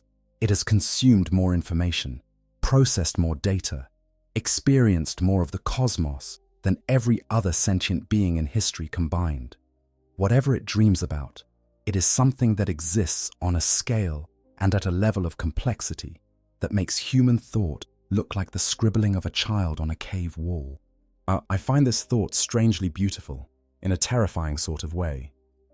Somewhere in the darkness between galaxies, drifting in the frozen silence of the intergalactic void, the oldest mind in the universe is dreaming, and its dreams are shaping the future of every living thing in the cosmos, guiding hive fleets toward new feeding grounds, planning invasions that will not begin for millennia, building psychic structures that will take centuries to complete. The hive mind's dreams are not the harmless fantasies of a sleeping brain. They are the strategic calculations of a consciousness that has been planning the consumption of galaxies since before the first star in the Milky Way ignited.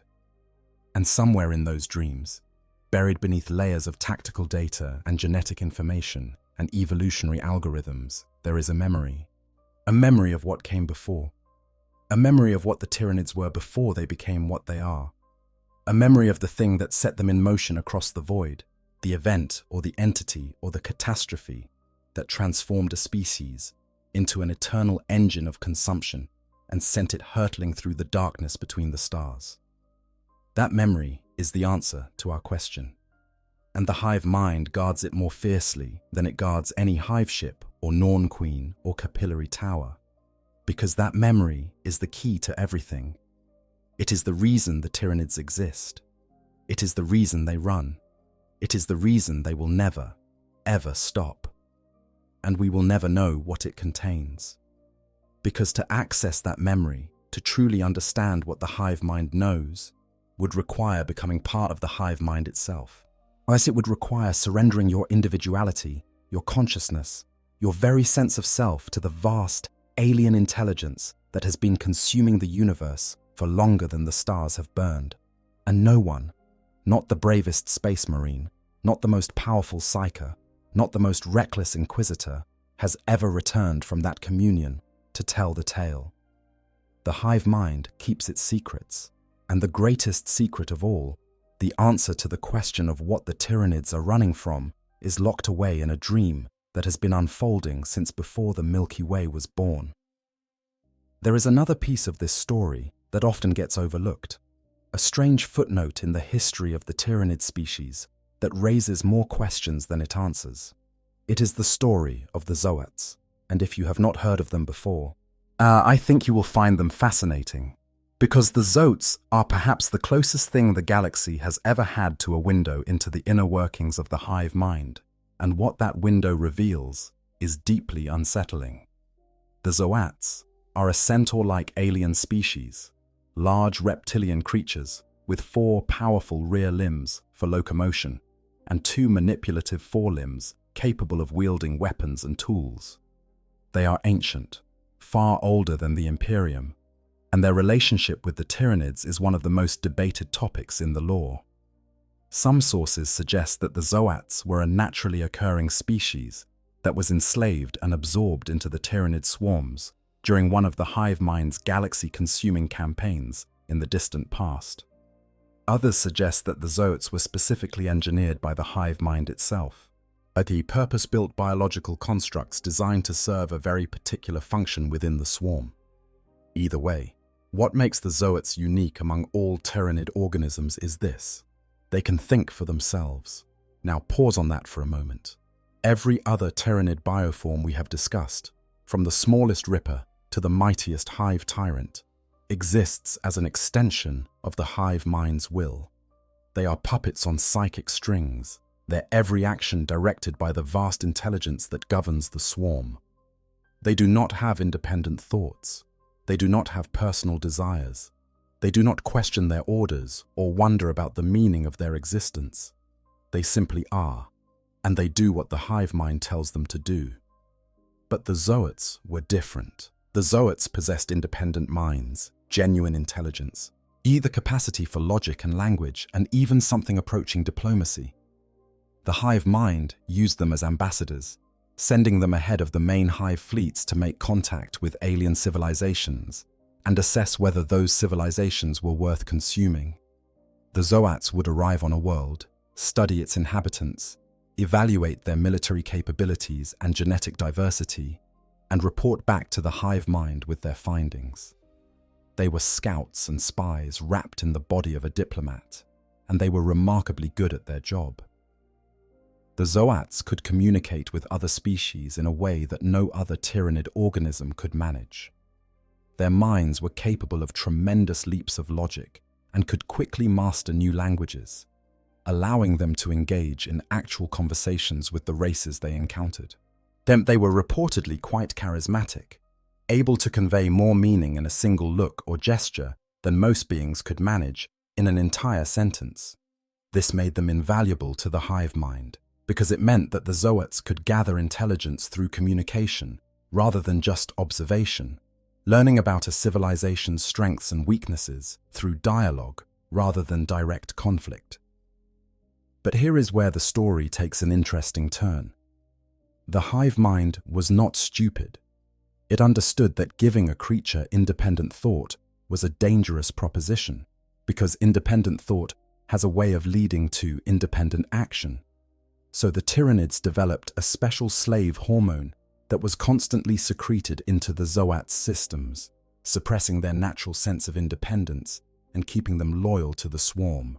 As long as the hormone flowed, the Zoats served faithfully, carrying out their diplomatic missions with skill and efficiency, and never questioning the ultimate purpose of their work.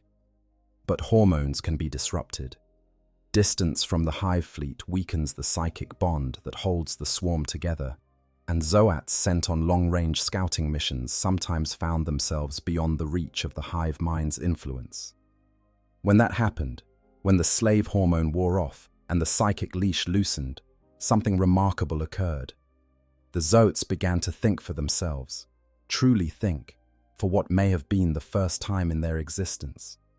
And what they thought, when they looked at themselves and the role they had been designed to play, was that they did not want to do this anymore. Zoat rebellions were rare, because the hive mind was careful to keep its ambassadors well controlled, but they did happen. Small groups of Zoats would break free of the swarm's influence, flee into the wider galaxy, and attempt to establish independent lives far from the reach of the hive fleets. Some of these renegade Zoats developed psychic powers that had been suppressed by the slave hormone. Roughly half of all freed Zoats manifested some form of psychic ability once the chemical restraints were removed. Others found work as mercenaries, selling their considerable combat skills to whoever would pay. The Eldar, particularly the pirate fleets, were known to favor Zoat mercenaries, finding them preferable to the orcs they considered too crude, and the humans they found generally tiresome. The most fascinating thing about the renegade Zoats is that they were capable of forming independent civilizations. Small, scattered, isolated communities of free Zoats appeared on worlds across the galaxy, each one developing its own culture and traditions separate from the hive fleet that had created or enslaved them. These communities were living proof that whatever the hive mind had done to the Zoats, it had not been able to completely erase their capacity for individuality and self-determination. Somewhere beneath the chemical controls and the psychic programming, there remained a spark of genuine personhood that could not be extinguished. Eventually, the hive mind decided that the Zoats were more trouble than they were worth. Too many were breaking free. Too many were developing independent agendas. Too many were proving that the hive mind's control was not as absolute as it liked to believe. So the Tyranids simply stopped creating them. The Zoats were phased out of the hive fleets, replaced by other mechanisms for gathering intelligence about target civilizations. The Genestealer cults, as we discussed, eventually took over much of the advanced scouting role that the Zoats had once filled, though through a very different methodology. For a long time, the Zoats seemed to have vanished entirely from the galaxy. Imperial records ceased to mention them, and they were largely forgotten by all but the most dedicated scholars of Xenos biology. But then, in the era Indomitus, Zoats began appearing again, this time aboard the 7th Blackstone Fortress, is apparently completely free of the hive mind's influence and pursuing their own inscrutable agendas. These modern Zoats are nomadic, solitary creatures with a particular interest in acquiring rare technological artifacts, though no one knows exactly what they intend to do with them. Now, why does any of this matter to our central question about what the Tyranids are running from? Because the Zoats represent something extraordinary. They represent the one time, so far as we know, that the hive mind deliberately created a thinking, feeling, self-aware being and then tried to control it and failed. The Zoats prove that the hive mind understands what independent consciousness is, understands its value as a tool, and also understands its danger. That the hive mind created the Zoats because it needed beings that could think and communicate in ways that mindless bioforms could not. But it also feared what those beings might do if they were allowed to think freely, which is why it developed the slave hormone in the first place. This fear of independent thought, this tension between the utility of consciousness and the danger of free will, tells us something profound about the hive mind itself. It suggests that the hive mind is not just a mindless hunger driving the swarm forward. It is something far more complex, something that understands the concept of rebellion because it has experienced rebellion, something that fears the consequences of free thought because it knows what free thought can lead to. The question that haunts me is this: did the hive mind learn this lesson from the Zoats, or did it already know it from some far older, far more terrible experience in the depths of its intergalactic history? What if the hive mind itself was once something that could think independently, something that possessed free will and chose to surrender it, or had it taken away? What if the vast alien intelligence that governs the Tyranid swarm is not the natural state of their species, but the result of some ancient catastrophe or transformation, a collective consciousness born from the merger of billions of individual minds that were forced together by circumstances too terrible to contemplate? The Zoats might be a clue, as a fossil record of a time when the hive mind experimented with giving its components the gift of individual thought and discovered, to its horror, that individual thoughts have a way of leading to individual desires, and individual desires have a way of leading to rebellion against the collective. But enough speculation about the Zoats. Let us turn our attention to one of the most dramatic chapters in the ongoing war against the Tyranids, a story of desperate genius, terrible sacrifice, and the kind of moral compromise that defines survival in the 41st millennium. This is the story of the Octarius War, and it begins with a man who was willing to sacrifice billions of lives to save trillions. Inquisitor Fidus Cryptman is one of the most polarizing figures in recent imperial history. A brilliant scholar of the Ordo Xenos, who devoted his life to understanding the Tyranid threat, Cryptman was present during the First Tyrannic War, where he was among the first to recognize the true scale of the danger that Hive Fleet Behemoth represented. His warnings gave the Ultramarines precious time to prepare for the Battle of Macragge, time that may well have saved the chapter from annihilation. By any reasonable measure, Cryptman was a hero. But the Third Tyrannic War would transform him from hero to pariah, and the choices he made during that conflict would echo across the galaxy for centuries. When Hive Fleet Leviathan arrived in 997 of the 41st Millennium, approaching from below the galactic plane in a strategy the Imperium had never encountered before, Cryptman was among the first to recognize the pattern. Yet he implemented what he called the Cryptman Census, burning out dozens of astropaths in his desperate attempt to contact worlds across every fringe of the Imperium, trying to map the Hive Fleet's approach vector before it was too late. Slowly, painstakingly, the responses and the silences formed a picture, and what that picture showed was terrifying. Leviathan was not just another Hive Fleet. It was the largest Tyranid invasion force ever encountered, and it was heading straight for the heart of the Imperium. Cryptman watched as world after world fell to the advancing swarm. He studied the pattern and realized something that the more optimistic voices in Imperial command refused to accept. Every planet the Tyranids consumed made them stronger. Every world that fell provided biomass for new organisms, new ships, new weapons. Yet the Imperium was not just losing territory, it was actively feeding the enemy with every defeat. The more worlds Leviathan consumed, the more powerful it became, and the more worlds it could subsequently consume. It was a feedback loop of destruction that would eventually become unstoppable if it was not broken. So Cryptman made a decision that would define his legacy forever. He ordered the implementation of a cordon sanitaire, a scorched earth strategy on a scale that the Imperium had not seen since the Horus Heresy. Every world in the path of Leviathan's advance was to be evacuated and subjected to exterminatus, the total destruction of all life on the planet's surface. If the Tyranids could not feed, they could not grow. If they could not grow, they could not sustain their advance. It was cold, brutal, mathematically sound logic, yet it condemned billions of Imperial citizens to death. The outcry was immediate and ferocious. Influential inquisitors called for Cryptman to be declared a traitor.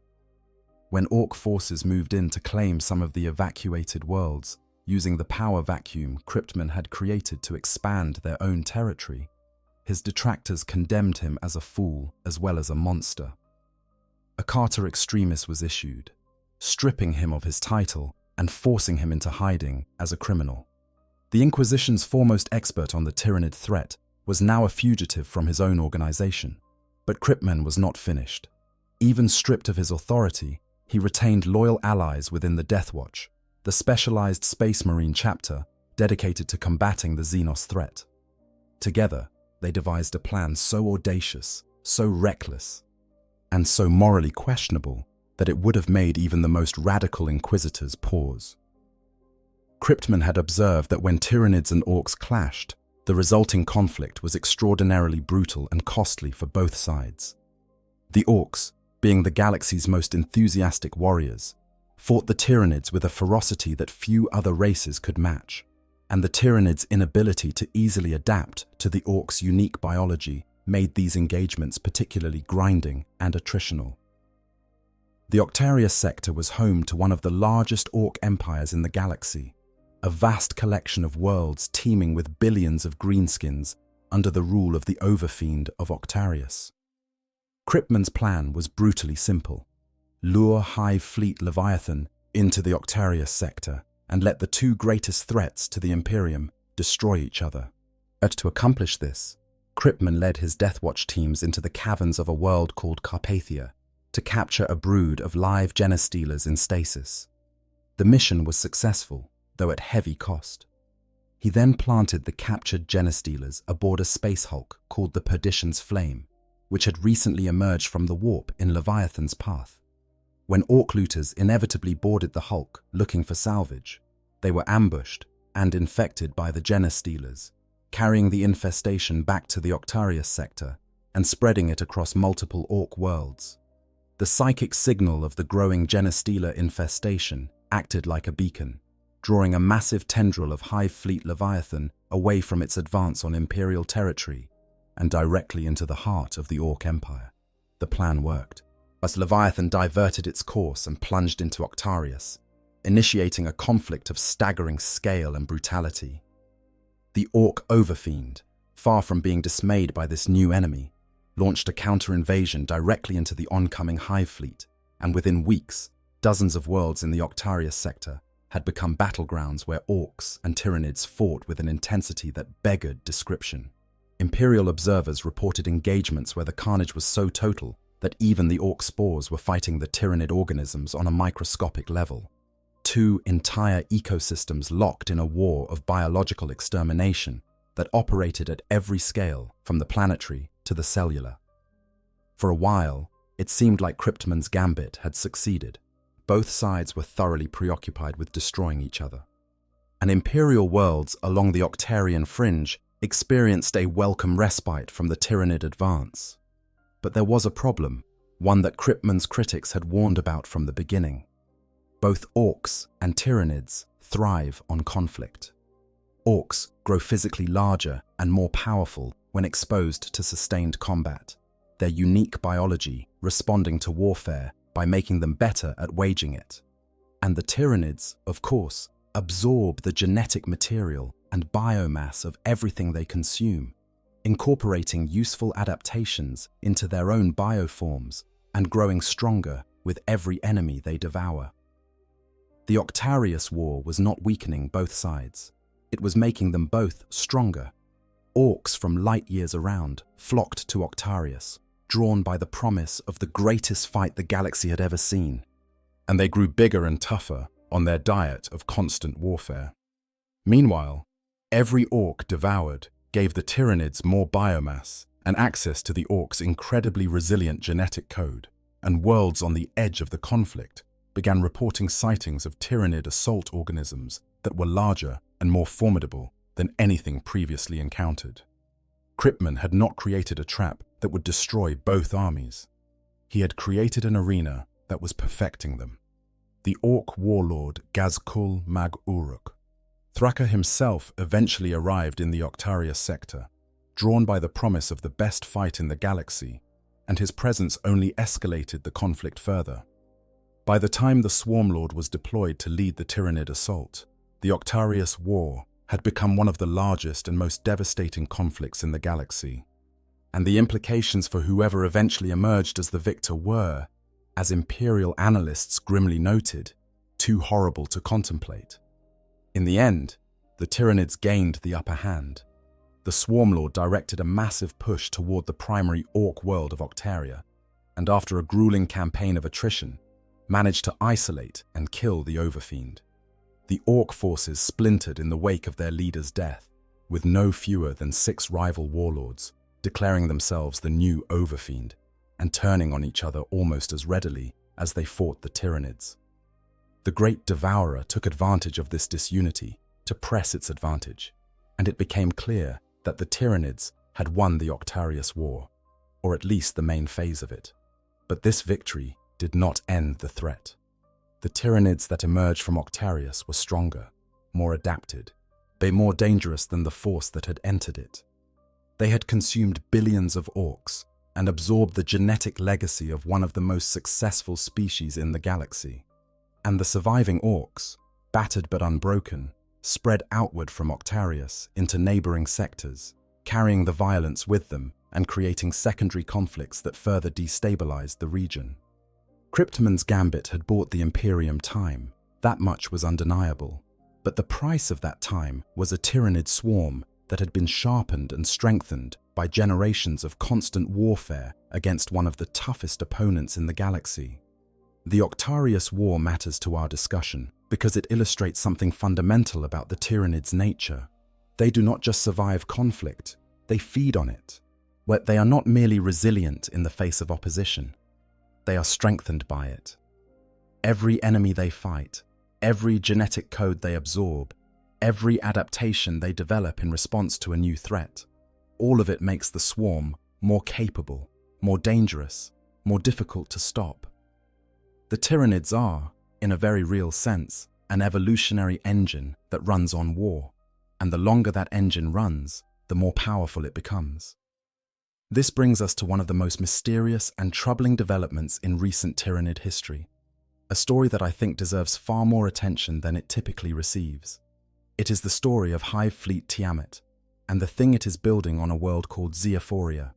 And I will warn you now, this one is going to keep you awake at night. Her Hive Fleet Tiamat is unlike any other Tyranid incursion the Imperium has ever documented. While every other Hive fleet follows the pattern we have discussed at length, arriving at a world, consuming its biomass and moving on, Tiamat has done something completely different. It has claimed a cluster of planets in the Tiamat system on the eastern fringe and settled there without stripping them of their biomass. It is not consuming these worlds, it is building on them. The first signs of Tiamat's presence were detected as far back as the 35th millennium, thousands of years before Hive Fleet Behemoth's arrival, announced the Tyranid species to the Imperium at large. Imperial explorators who surveyed the Tiamat system found worlds teeming with life forms that shared a common genetic ancestry, organisms that had developed various ways to travel between the system's planets, seeding new territory as they went. The explorators realized their own ships could become contaminated and quarantined themselves, rather than risk spreading the infestation to the wider Imperium. They survived for just over 160 hours before the system's denizens killed them. The system was fusion-bombed on several occasions after that, but life was never fully extinguished.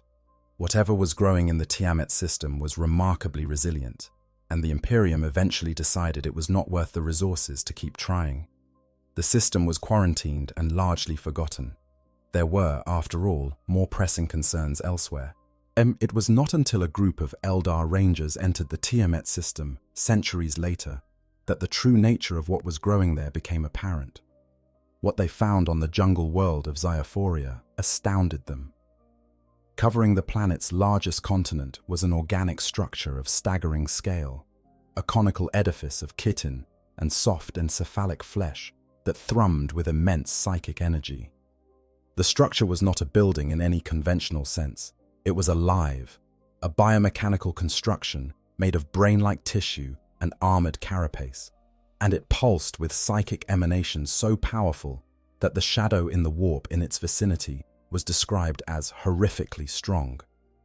Several of the Eldar Rangers went into convulsions simply from approaching the structure, their minds overwhelmed by the sheer force of the psychic nullification field it generated.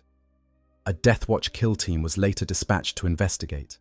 They reached Zeophoria and found the structure for themselves, a continent-spanning organic superstructure that defied comprehension. And then the structure pulsed, sending a tsunami of psychic energy rolling across the planet, and the kill team's librarian suffered a catastrophic cranial rupture. His skull simply burst from the strain of the psychic shockwave. The resulting psychic screams alerted the Tyranid defenders to the kill team's presence, and Watch Sergeant Gunheim barely had time to send a single Vox transmission warning of what they had found before the Space Marines were torn apart by the swarm. Gunheim's message reached the Ordo Xenos and caused significant alarm. Inquisitors began theorizing about what the structure might be, and the most common theory was deeply disturbing. They believed the structure on Zeophoria was a psychic beacon, a biological transmitter designed to broadcast a signal across intergalactic space, calling more Tyranid hive fleets into the Milky Way. If that theory was correct, then the hive fleets the Imperium had fought so far, Behemoth, Kraken, Leviathan, and all the rest, were merely the vanguard. The Pharaoh's Beacon and the Astronomicon might have drawn the first hive fleets to the galaxy, but Tiamat was building something that could call all of them, every last tendril and swarm and hive fleet that existed in the intergalactic void, directly to this galaxy with unmistakable clarity. Other theories are equally troubling. Some suggest the structure might be a psychic communications hub, a biological relay station that would allow the hive mind to coordinate its forces across the entire galaxy, with far greater precision than the existing synaptic network permits. Others speculate that it could be some kind of anti-warp weapon, a massive organic version of the Necron pylons that once held the warp in check across wide swaths of space. If the structure on Xyophoria could amplify the shadow in the warp to a galactic scale, it could potentially shut down warp travel and psychic communication across entire sectors, crippling the Imperium's ability to respond to Tyranid incursions and leaving world after world isolated and helpless. The most chilling theory of all suggests that the structure might be something entirely beyond human comprehension, and a technology or a device or a creation so alien in its purpose that the human mind literally cannot conceive of what it is for. The Tyranids are an extragalactic species with billions of years of evolutionary history and the accumulated genetic knowledge of countless consumed civilizations.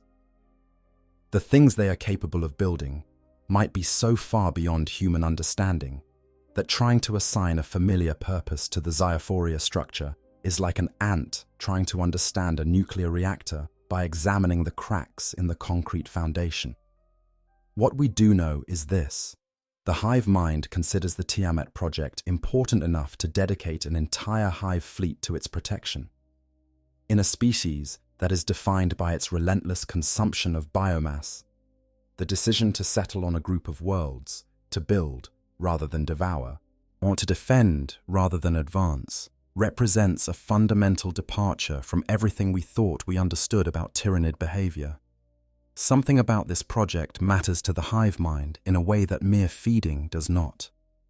And the fact that the structure is psychic in nature, that it generates shadow in the warp effects powerful enough to kill a space marine librarian from a distance, suggests that whatever Tiamat is building is connected to the deepest and most fundamental aspects of the hive mind's existence. Some have even speculated that if the Astronomicon were to fail, if the Emperor were to die and his psychic beacon were extinguished, the Tiamat structure could serve as a replacement. A new lighthouse in the darkness of space that would continue to guide hive fleets into the galaxy, even without the signal that originally drew them. The hive mind, in this interpretation, is planning for contingencies, building redundancies into its invasion strategy, making sure that no matter what happens to the Emperor or his Imperium, the Tyranids will always be able to find their way to new feeding grounds. This level of strategic planning should terrify anyone who encounters it. It suggests that the hive mind is not merely reacting to circumstances, but actively shaping the future, not just consuming the galaxy, but preparing to dominate it on a level that goes far beyond simple predation. The Tiamat structure is evidence that the hive mind thinks in timescales that dwarf human comprehension. Planning projects that take millennia to complete, building infrastructure that will serve the swarm long after the current hive fleets have consumed their fill and moved on to whatever comes next. And it brings us back, inevitably, to our central question. If the Tyranids are merely hungry, if they are simply following an instinctive drive to consume and reproduce, why would they build anything? Hungry animals do not construct psychic beacons. Mindless predators do not develop long-term strategic infrastructure. The Tiamat structure is evidence of purpose, of planning, of intelligence operating at a level that transcends mere survival. It is evidence that the hive mind wants something.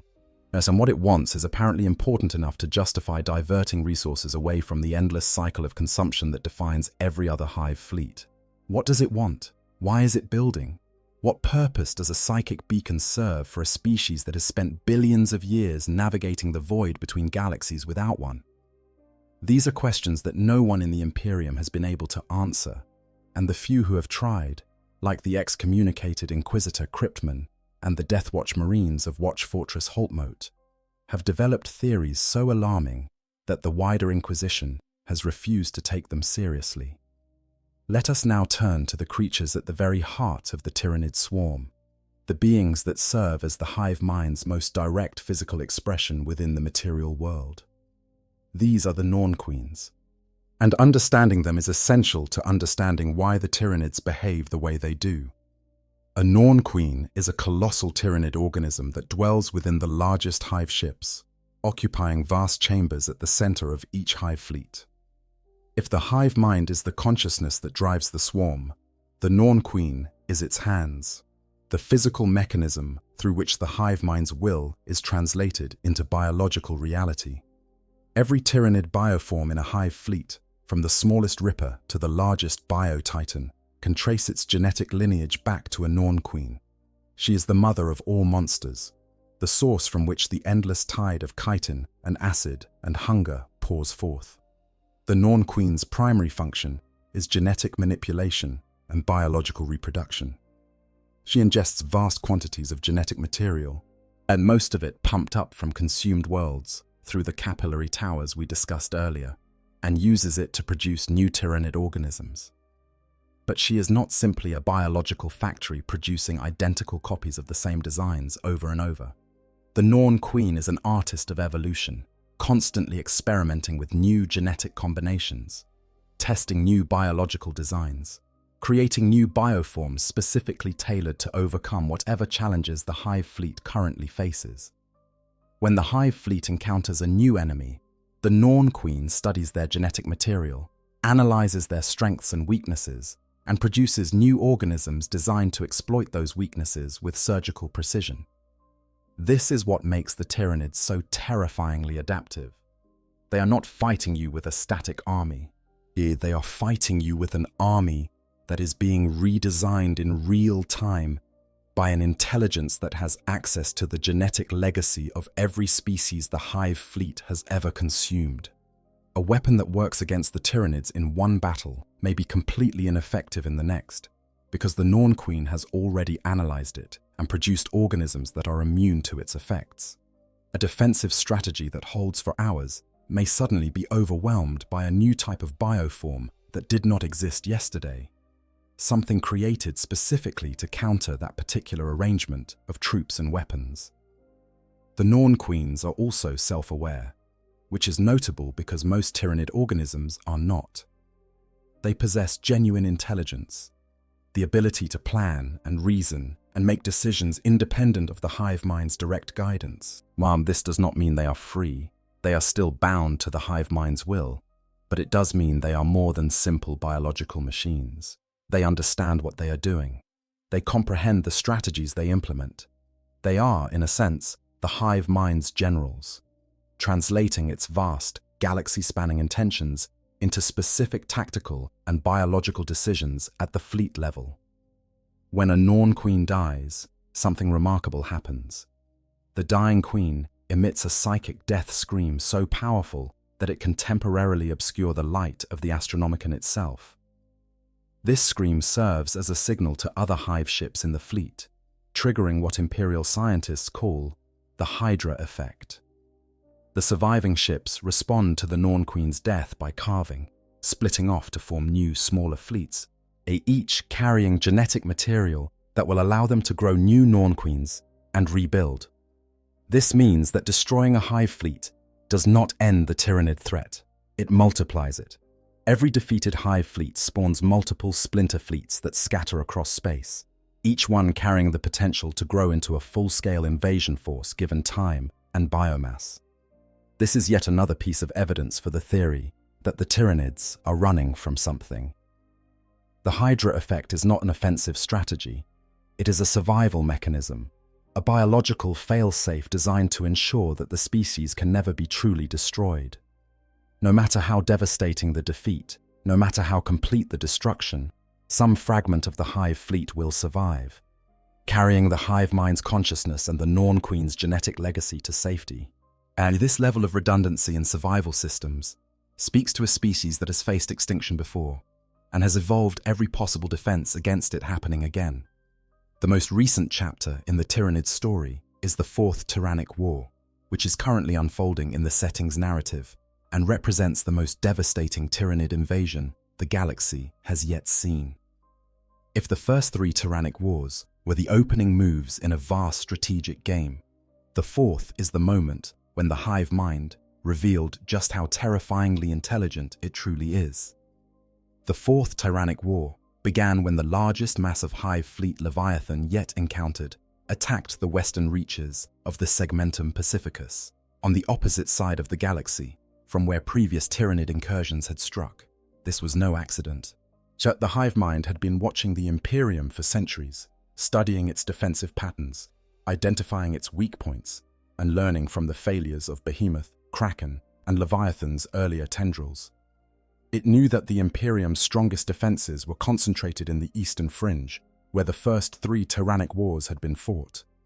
It knew that the Indomitus Crusade had drawn the Imperium's best forces to the Segmentum Solar and Segmentum Ultima. And it knew that the Segmentum Pacificus, remote and relatively undefended, represented the path of least resistance to the ultimate prize, terror. The assault began with a coordinated 3-pronged attack that demonstrated strategic sophistication far beyond anything the Imperium had previously attributed to the hive mind. 3 massive tendrils, designated Nautilon, Promethor, and Grandillus by Imperial tacticians, struck from above and below the galactic plane, advancing in parallel toward the Segmentum Solar. The first signs of the invasion were not the appearance of hive fleets on Auspex screens, but the sudden silence of deep space satellite servers that had been transmitting data for centuries. The shadow in the warp descended across vast stretches of the Segmentum Pacificus like a smothering blanket, cutting off world after world from communication and reinforcement before the defenders even knew they were under attack. By the time the Imperium realized what was happening, the Tyranids had already consumed dozens of worlds and were advancing inexorably toward the critical Bastior subsector, which controlled vital warp routes linking the Segmentum Pacificus to the rest of the Imperium. If Bastior fell, the Tyranids would have an unobstructed path to the Segmentum Solar and ultimately to Terra itself. The defense of Bastior required the mobilization of some of the Imperium's most powerful assets. Lord Solar Leontus, the supreme military commander of the Imperium's conventional forces, established his headquarters in the subsector and began organizing the defense. The Custodes, the Emperor's personal bodyguards, who had remained within the Imperial Palace for 10,000 years, sallied forth in force to meet the Tyranid threat. Space Marine chapters from across the galaxy were recalled from the Indomitus Crusade to reinforce the defensive line. But the hive mind had anticipated this response. The 2 visible tendrils, Nautilon and Promethor, turned out to be distractions, massive invasion forces in their own right, certainly, but ultimately secondary to the main assault. While the Imperium's attention was focused on these 2 threats, a 3rd tendril, Grandillus, struck directly at Bastior from an unexpected vector, catching the defenders off balance and threatening to overwhelm them before reinforcements could arrive. The fighting on Sanctum, the primary world of the Bastior subsector, was among the most intense the Imperium had faced since the fall of Cadia. The Tyranids deployed new bioforms that had never been seen before, including the terrifying Norn emissaries, purpose-bred assassination organisms designed by the Norn queens to eliminate specific high-value targets. 3 Norn emissaries infiltrated the White Templars' fortress monastery during the battle, each assigned a different target: the Command Sanctum, the Gene Seed Vault, and Lord Solar Leontus himself. Only the intervention of Captain General Trajan Valoris of the Custodes prevented the emissary from reaching Leontus, and even then, the creature came terrifyingly close to succeeding. The 4th Tyrannic War is still ongoing in the setting's current narrative, and its outcome remains uncertain. But what it has already demonstrated is that the hive mind is evolving, not just biologically, but strategically. It is learning from its previous engagements with the Imperium, developing new tactics, deploying new weapons, and striking at vulnerabilities that previous hive fleets either could not identify or chose not to exploit. The hive mind of the 4th Tyrannic War is not the same intelligence that sent Behemoth crashing into the eastern fringe in a straightforward frontal assault. It is something far more cunning, far more patient, and far more dangerous. And this evolution, this increasing sophistication in the hive mind's strategic thinking, brings us to the final piece of our puzzle.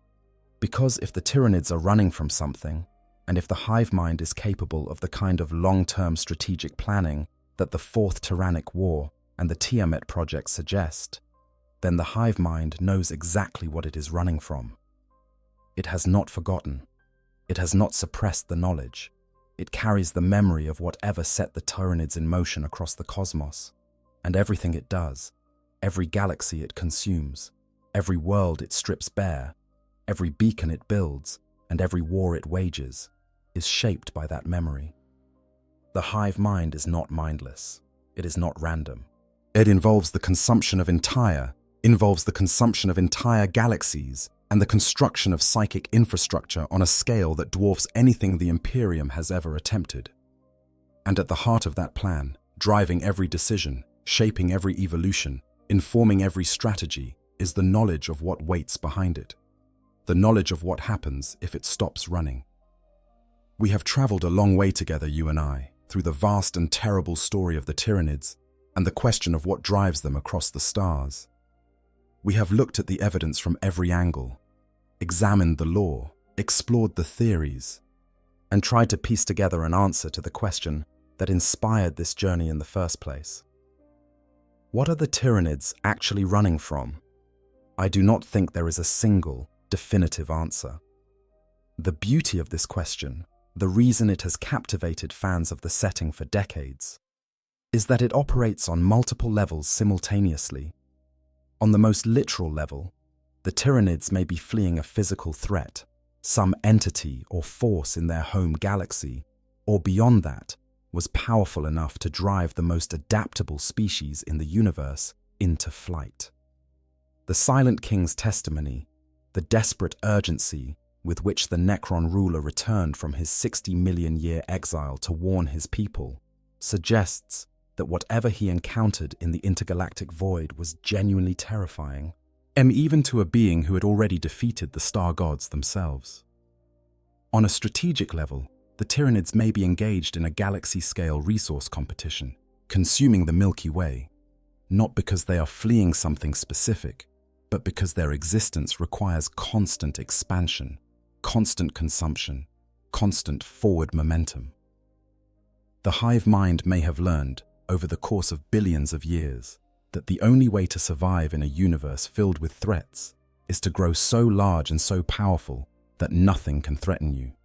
In this interpretation, the running is not flight, but expansion, not panic, but strategy, not fear, but calculated aggression on a timescale that makes human comprehension meaningless. On a deeper, more philosophical level, the Tyranids may be running from something internal rather than external. The hunger that defines them, the cycle of consumption that drives them from galaxy to galaxy, the steady erosion of whatever they once were into the biological engine they have become. All of this points to a species that has been transformed by some ancient trauma into something that can only survive by devouring everything in its path. The hive mind may be fleeing not an enemy, but a condition, a state of being that it cannot escape because it has become woven into the fundamental nature of what the Tyranids are. And perhaps, on the most fundamental level of all, the Tyranids are running from the same thing that everything in the Warhammer 40,000 universe is running from. Extinction, oblivion, the cold certainty that the universe is a hostile place that does not care whether you live or die. And the only response to that indifference is to keep moving, keep fighting, keep consuming, keep existing, because the alternative is to stop and be forgotten. In the grim darkness of the far future, there is only war. But behind the war, in the spaces between the stars where the hive fleets slumber and the hive mind dreams its vast alien dreams, there is something else. There is a question that has no answer, a fear that has no name, a darkness that even the great devourer would rather not face. The Tyranids are running. They have always been running, and whatever they are running from is still out there, waiting in the cold spaces between the galaxies, patient beyond human understanding, old beyond human reckoning, and terrible beyond human imagination. Think about that tonight, friends. Think about the silence between the stars. And be glad, if you can, that whatever the Tyranids are running from has not yet turned its attention to us. If you have enjoyed this video, I would really appreciate it if you could take just a moment to hit that like button down below. It is such a small thing, but it makes an enormous difference in helping this content reach other people who might enjoy it too. The algorithm, as they say, works in mysterious ways, and your like is one of the best tools I have to make sure these stories find the audience they deserve. And if you are not already part of this community, if this is your first time visiting the channel, I would love for you to consider subscribing. We have so many more stories to tell, so many more mysteries to explore, so many more journeys to take together through the dark and fascinating universe of the 41st millennium. Of face in your own life, you are not facing face in your own life. You are not facing it alone. There are people who care about you, people who want to help, and people who would miss you if you were gone. Hold on to that. It matters more than you know. Good night, friends. Sleep well. And try not to think too hard about what might be lurking in the silence between the stars. I hope you guys enjoyed the story. Make sure to hit the subscribe, like, share button, whatever you want. Give me some feedback if there's any. And yeah, sleep well.